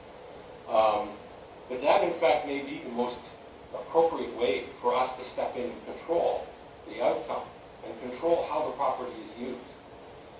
I don't think I know enough, and at the risk of over-repetition, it doesn't matter what I think today. I'm trying to raise these issues. But when it comes to council, and I have an opportunity to deal with it one-on-one, I'd like some reassurance that there is a plan in place that deals with secession, it deals with the likelihood, the absolute certainty that at some point in time the land changes hands, and whoever buys it and acquires it in 50 or 100 years may not be quite so environmentally inclined as our current owner appears to be. So I'd like to make sure that there's someone, I don't know what it is, but somehow that we can protect it. I think monitoring is important. I sit on the board of the Friends of Muskoka Watershed. We cannot ignore the fact that this is one lip of water in the middle of an enormous watershed that gathers and discharges water from multiple sources. And we can't allow this to be tampered with carelessly, because it doesn't, the impact from that doesn't confine itself to this body. It flows through to Little Lake Joe and into Lake Joe and wherever it goes from there. So we need to understand the risk of erosion, recognizing that boats are on it right now, and as many boats as Mr. Ross wants to bring on it are allowed to come on it right now. We don't have that ability to control that. This may be an opportunity for us to step up and create some control over the future use of this thing, of this place, that will allow us to protect and look out for. But in order to accomplish that, everybody needs to work together on that. We don't have the right to deny access. We don't have the right to pretend that if we don't allow this subdivision, the activity that seems to bother everyone, myself included, is going to stop. It's not going to stop. It's just going to happen without anybody overseeing it. And I think we can do better than that. That's it. Thank you. Councillor Savitz? Thank you, Chair. At the risk of risking my brief political career after 1 year on Friday the 13th, very delicate, but Councillor Kelly used the word irony. What's very ironic for me, having sat here and talked about the water in Bell Falls for 12 years, if you look at the map, Mary Jane Lake, it says in brackets right below it, is Crown land. The hydro plant is built on Crown land.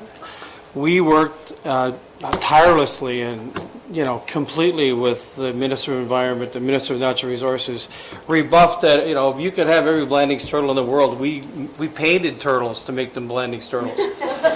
We had every reason, they had every reason to look at us and believe us. And they completely rebuffed us at every opportunity, to the point where I would say, right now, to your comments, where is the district and where is the province? I would take this thing up 10,000 feet and say, stop, stop, stop. They would not listen to us. The ministers, to this day, try to call the Minister of Environment and call something on the hydro plant in Bala. There's something in the water. They don't even come. So the point is, here we are all caring so much about the water quality. And then I go on to Bush's, which they're personal friends, and Bush's says on their website, the lead line, Bush's Water Sports Park. When you ski, ride, or surf at Bush's, you are guaranteed great water conditions because we're the only boats on the lake! ! So that's a hard stop. Maybe you should come to Bala, because it seems like in Bala, everything's okay. And that's what I find, is that there's a real double standard here. I really appreciate all the quality and the caliber of information coming forward. And Peter's right. I mean, everybody's thoroughly entrenched, but, you know, I think there are other parties that are at play here that need to come to the table. Well, I would like to... Excuse me, everything goes through the chair. Okay, I just want to make sure that we stay on track here. So, do you want to say something, Councillor Nishikawa? Sure. Thank you. I'm going to be more to point, and I think a few of you know that I actually do live on a similar lake. I would even suggest that it's pretty much bang on the same size. So my concerns have been, and I should just also say that prior to my husband and I building our home close to the lake, we went to the Muskoka Heritage Foundation, because at the time they were the group that was available to steward, to guide property owners to the best practices, what should be done. And in fact,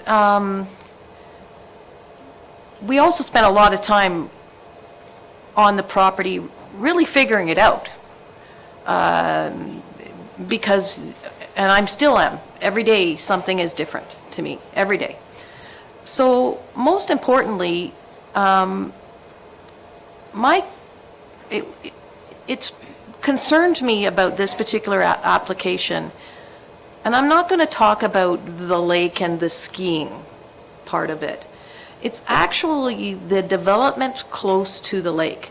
And I've all throughout the reports that I've read, that we are actually trying to compare this unique parcel of land and water to the three big lakes. And look what they get over here, and look what we get here. And I don't think they should be ever discussed in the same discussion, because they are not the same animal. Certainly there's larger abilities for the water to turn over, and so I don't want to see those. I found it kind of insulting, actually, in the reports, that look what we get here and look what we get on the big lakes. We know that, but these are not comparable. But more importantly, getting back to what we chose to do, was we built more than 200 feet back from the water. And what we've learned over the years is that because of beaver dams and other environmental things that happen on the lake naturally, that the high water mark, or what we would consider a high water mark, and I haven't heard this discussion around the table yet, what is the high water mark? And who determines where that high water mark is? I know in our situation, we've actually seen that high water mark move considerably closer to our home, which has, and again, when there's beaver activity and things, it can be concerning that all of a sudden your foundation is close to being in somewhat flooded lands. I will say that. And that's just what water does. It finds ways and things. Again, we chose to build a boardwalk through the wetlands. We didn't put any type of fill through there. So that's what I'm concerned about in this application. I don't know how these things are going to be constructed. I'm very concerned that we ever gave any rights that the houses can be 66 feet off the water. Because first of all, I don't think that doing things from an aerial perspective, it looks nice and foresty, but I can tell you that in most cases, there's a whole bunch of other fen-type activity and other, I would say, wetland activity that needs to be recognized. And you don't get to do that till you're there. So I would like to understand who determined where the high water mark is. And also, I did have a question, David, if I could. At some point, I recall that we, and especially up in that area, I'll say like the northern part of our municipality, that we actually required subdivision of land to be 10-acre lots. And I don't know where that got lost in the whole process, but I would like to know further. And I will also comment that, Dr. Sale recently, through Watershed Council, put out an excellent news article that, in my mind, speaks directly to this, and I would like our staff to comment on that in the future. Okay, so I think we need to get back to what we're doing here. We're commenting back to district, and district is going to decide on the lots. It is not our decision, but we can provide input at this point. So, yes, I know. First, Councillor Jaglowitz. Thank you. I would like to provide that input that you're suggesting. And I just wonder through you, Chair, I wonder if, Ryan, is it possible for you to go to the Muskoka web map and just put in Mary Jane Lake and the picture will come up, and I'll speak to that in a minute. My first point is that I was very impressed with the caliber of one of the planners, Mr. Usher, and he gave us a very strong recommendation. He suggested there were 3 studies that we should possibly consider before going forward. And I'd like to pass that recommendation on to the district, that those 3 studies be completed. And I don't know if you recall what they are. One was about impact, but there were 2 others, and they made a lot of sense to me to get that information. The second thing was that I've taken a look at this, and I'd just like to offer some suggestion here, and just to see where it goes. I've taken a look at the 10 lots, and then I took a look at this map that I'm asking you to bring up if it's possible. You just go to the search, and you can actually just go to the search where it's actually, there's a lake search there. But if not, if you look at it, it's one that is in our official plan, or our zoning, and it actually shows the WR zone around the lake. And what it shows is that it's an irregular shape, very narrow in some spots and wider in others. And we're all trying to figure out how that happened. And we talked this morning about a mistake or a clerical error. And I don't think it actually is. I think if you look at it, there it is there. It kind of identifies sort of 4 areas where you maybe could build. And so I'd just like to think whether the applicant would consider maybe reducing the number of lots to 4, much larger lots, and that may just solve a lot of the problems.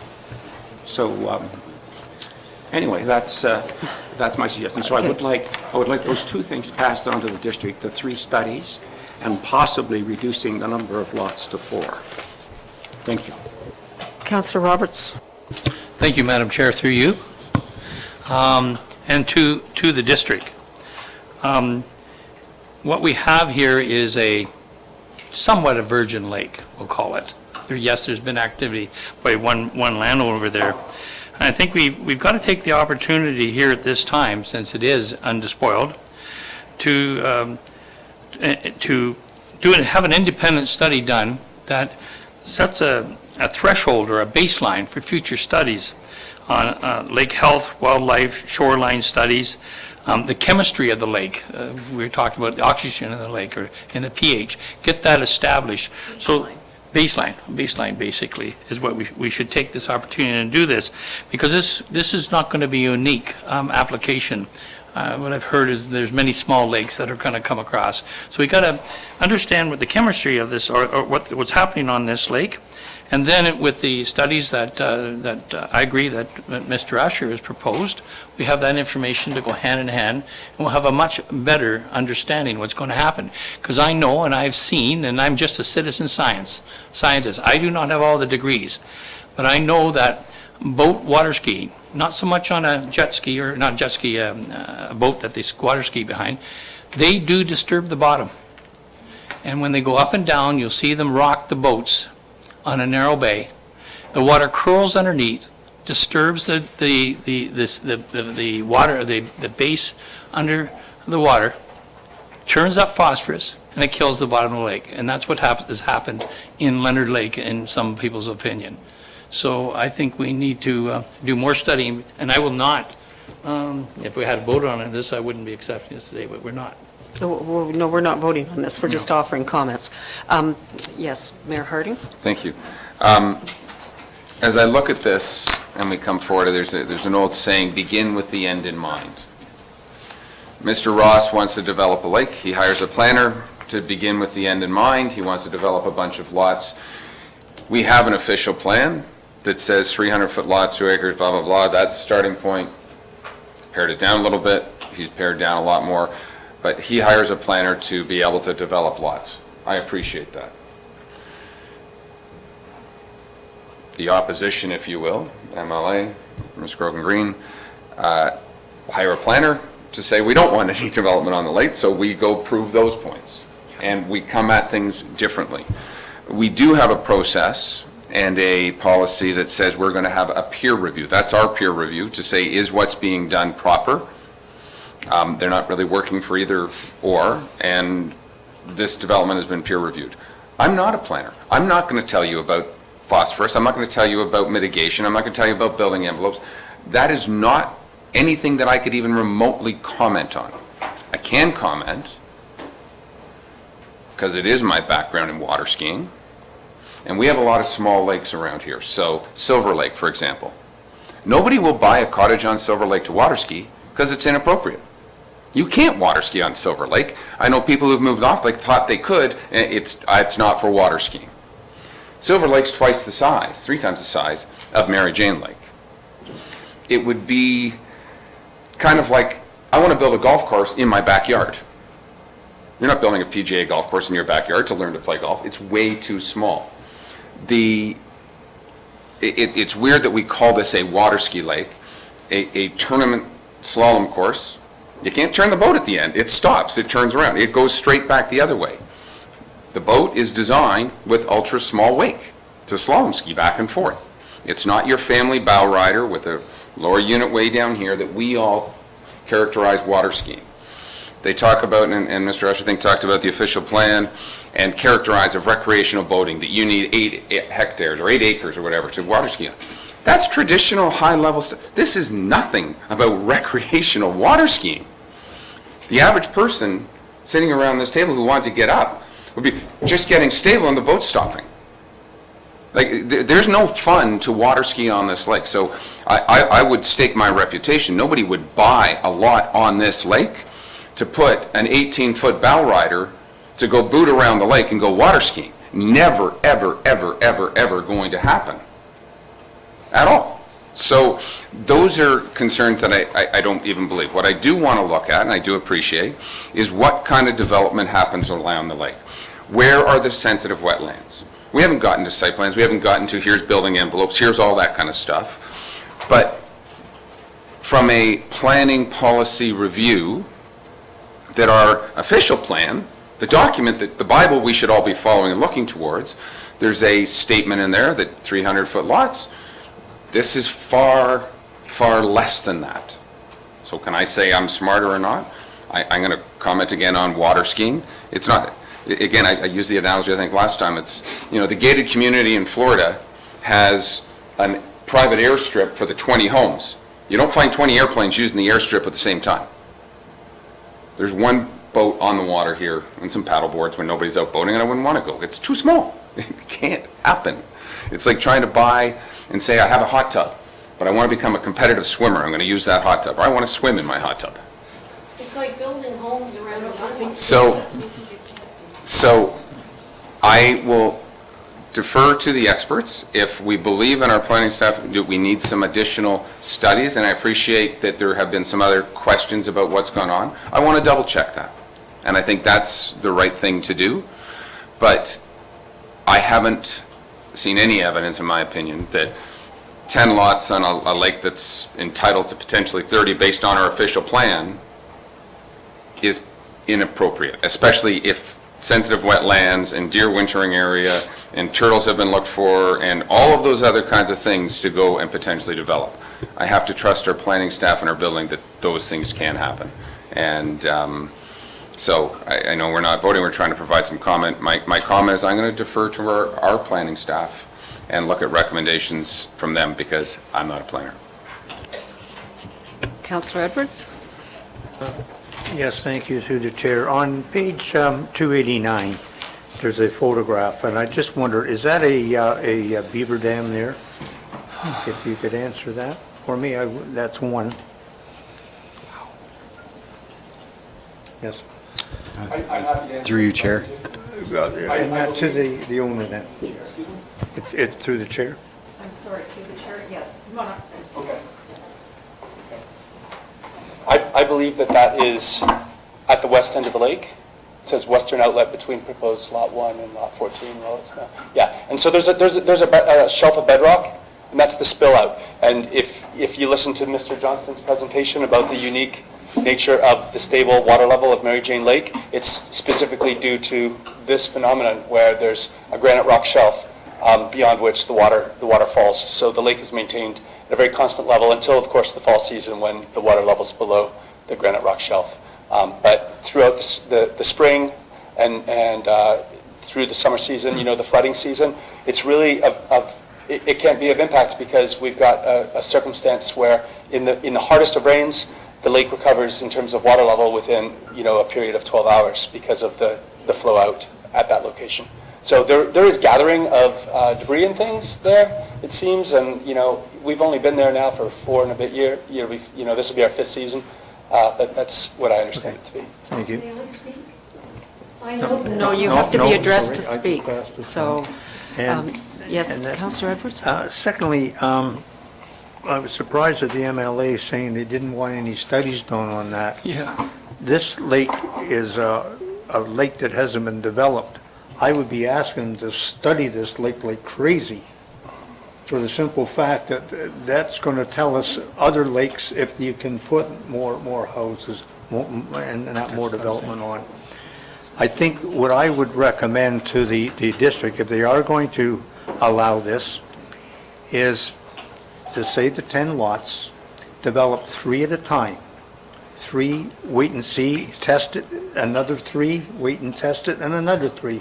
If the owner is agreeable to that, that way if you are interested in the environment, you would see, and that would give us a real good leg up on what happens to lakes.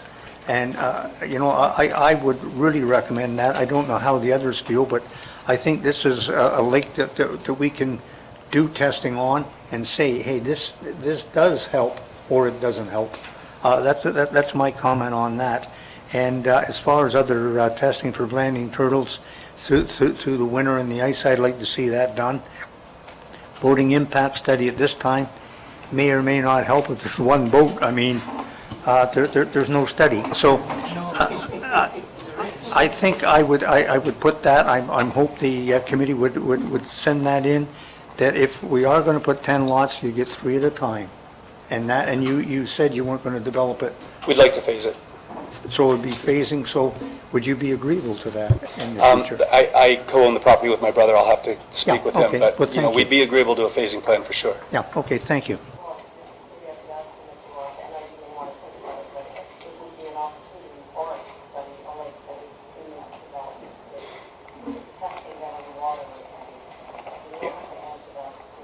Okay.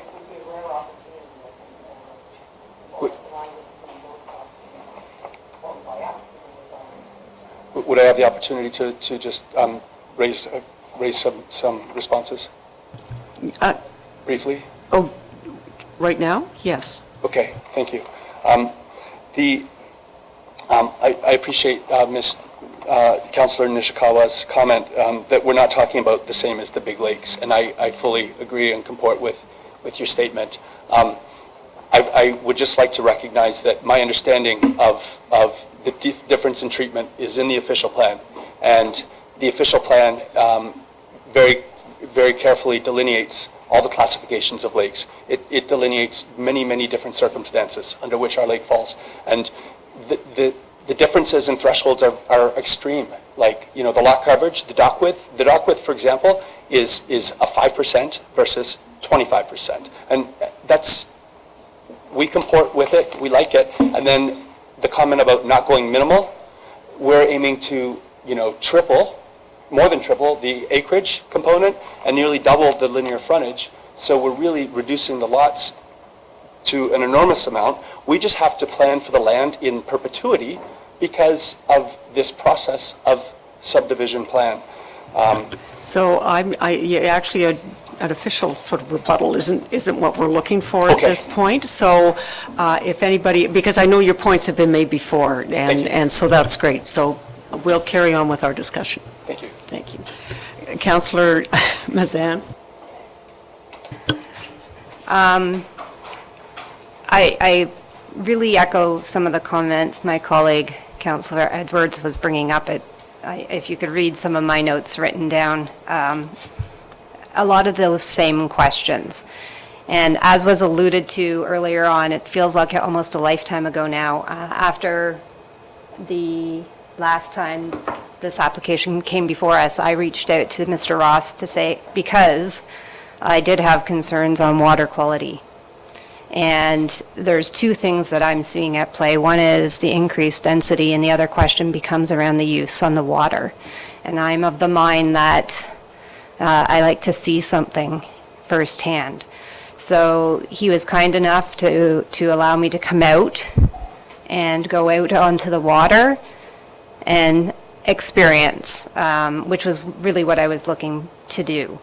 And I was asking some pretty hard questions, because, not surprisingly, a lot of my focus has been on protecting the environment. So on a gut level, it's in his vested interest to keep this water at a high level quality, because it's not just his kids that are in the water, but it's other people around. I learned a ton that day about what it meant to be an elite water skier versus a recreational. It is a completely different beast. And I would certainly encourage those who can, if this still is in existence as a talking point next summer, to go out and see for yourself.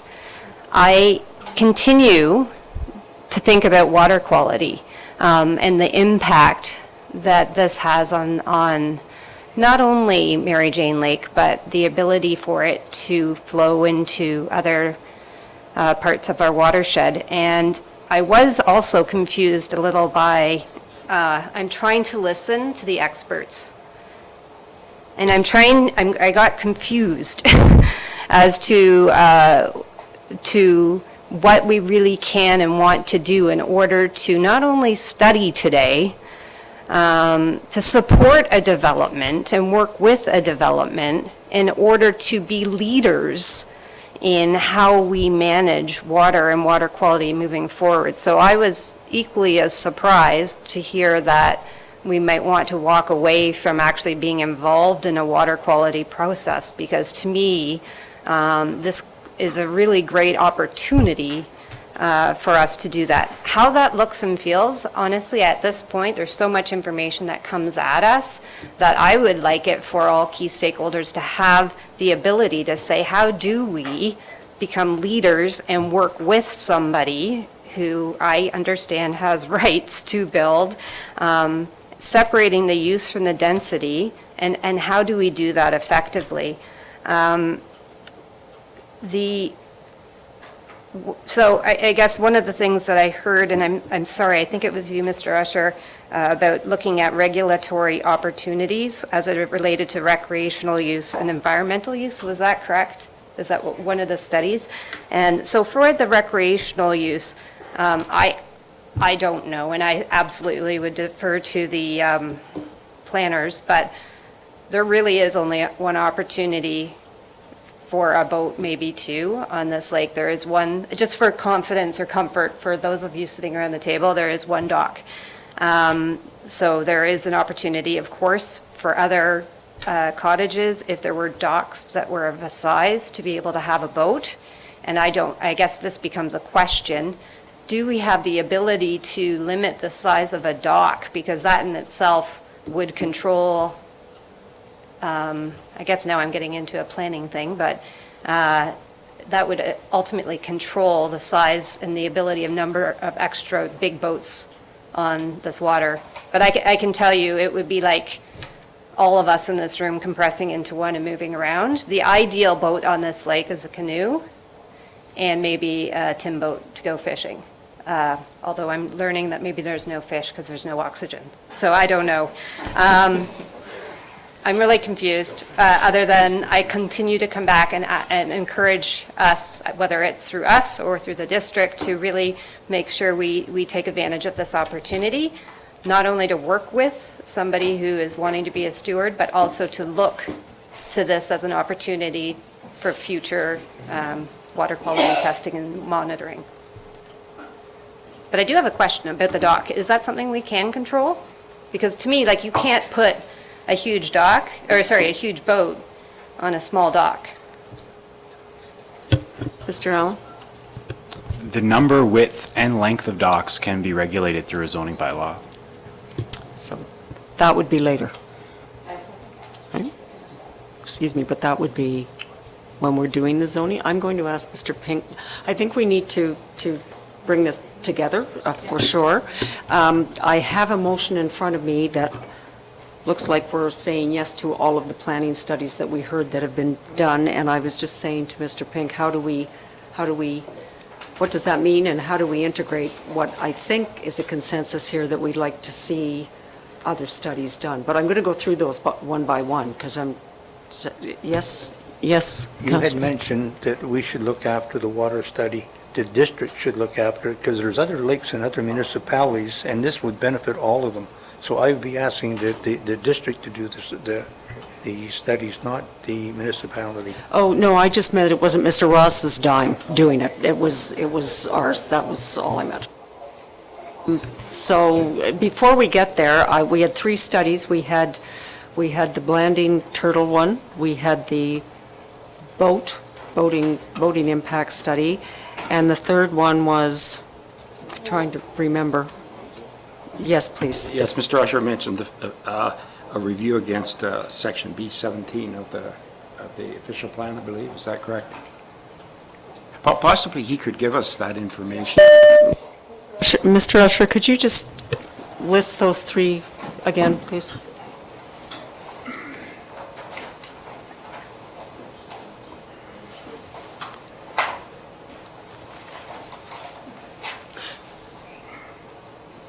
Sorry, the 3 studies, and it's mentioned also in the lengthy submission. First one was a review of the proposal against the natural environment components of the B17. The second was the Blandings turtle testing, whether Mary Jane Lake provides winter habitat. And the third was the boat impact assessment. Madam Chair, could I say a couple, 3 very, very brief things? Really quick things. Quick things. The first is, I might not have heard the mayor correctly, but I thought he said that the opponents were, again, development of Mary Jane Lake. I'm just going to speak for myself. I think my remarks were clear. I'm not again development. I just think it needs more that has been discussed. The second point is that, just give me a second.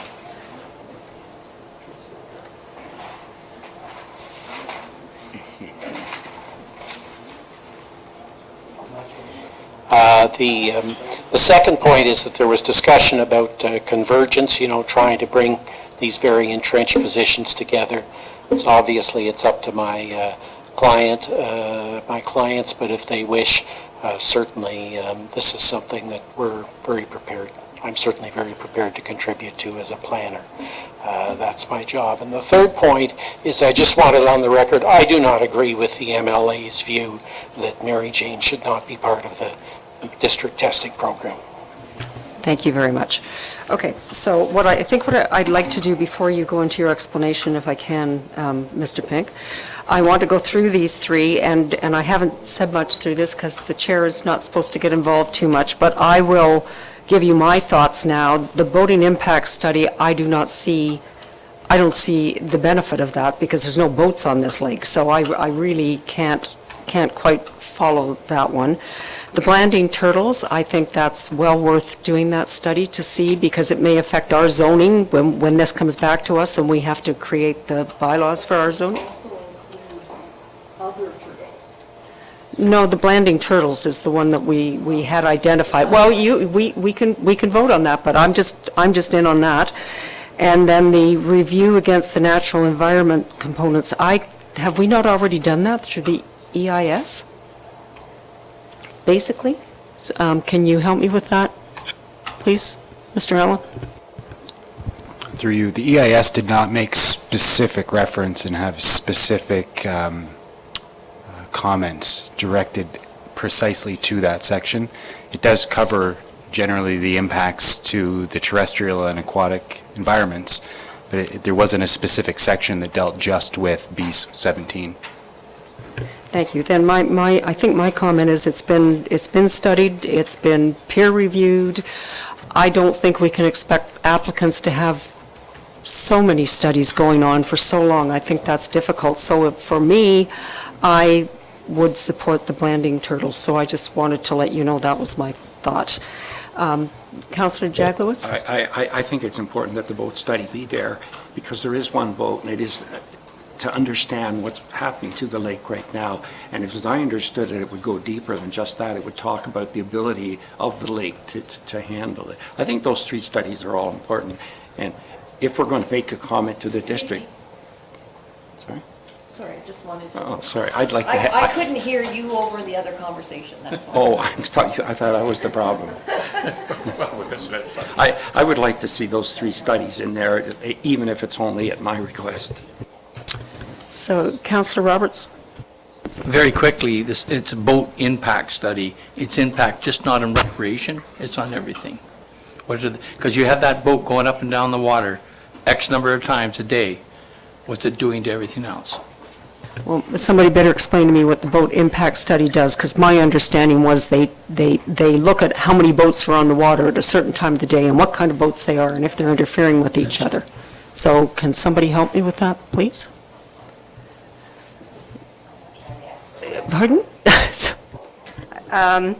I think this is the question I had asked when Mr. Usher was speaking, and there was the recreational impact as well as the environmental impact. And that the recreational impact to me is that conflict that I think was brought up, I can't remember now who, on the water. I don't see that one happening as much, but the environmental impact might be an interesting one for us to explore. That would be, there's a delineation between the two. Okay. And I'm sorry, Mr. Ross, but we're not into open discussion anymore. Okay. Mayor Harding? Thank you. From a boat impact study, I would concur with the chair. I think the reality is, now we should do a boat impact study on every development, on every lake, on every cottage to see what happens when I put a boat in front of the cottage. That's a whole bigger official plan review that says maybe we want to regulate no offshore boats on the big lakes or on the small lakes or anything else, or maybe it's all the size of the lakes. The reality is, whether you put 1 lot or 10 lots, right now, Mr. Ross is entitled to have a boat or 20 boats on the lake at his discretion. So any impact study, let's use it for something else, and let's not confuse that issue in this particular case. So I'm good with Blanding turtles. Turtles are my friend. Yeah, sure. Yeah, okay, so what I would like to do then, okay, last comment, and then we're going to move this along. Councillor Nishikawa? I was going to agree with the mayor as far as the boat impact study. However, I'm not sure, and I'm going to assume that staff will, or we will have an opportunity, however this moves forward. So the interesting thing I learned about bushes is that in fact they have product available that surrounds portions of their lake to help with the mitigation of any damage to their shore, also that they're, so I would hope that we would have the opportunity, similar to if someone was to come forward and wanted to put a paint station somewhere, we would ask those requirements be put in place. I still have a concern about who and how, who establishes the high water mark. Because as I say, my concern is the development getting to the water will have as great of an impact on the surrounding waters. And so I don't know when and how that gets answered, but I would also suggest, because I see snappers that grow in little pools on the side of the road, so I don't think it's just a landing situation, but I am very curious of how that high water mark gets established.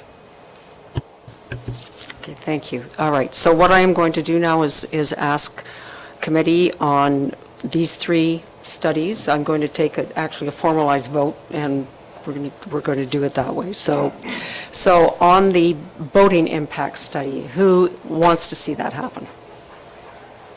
Okay, and not?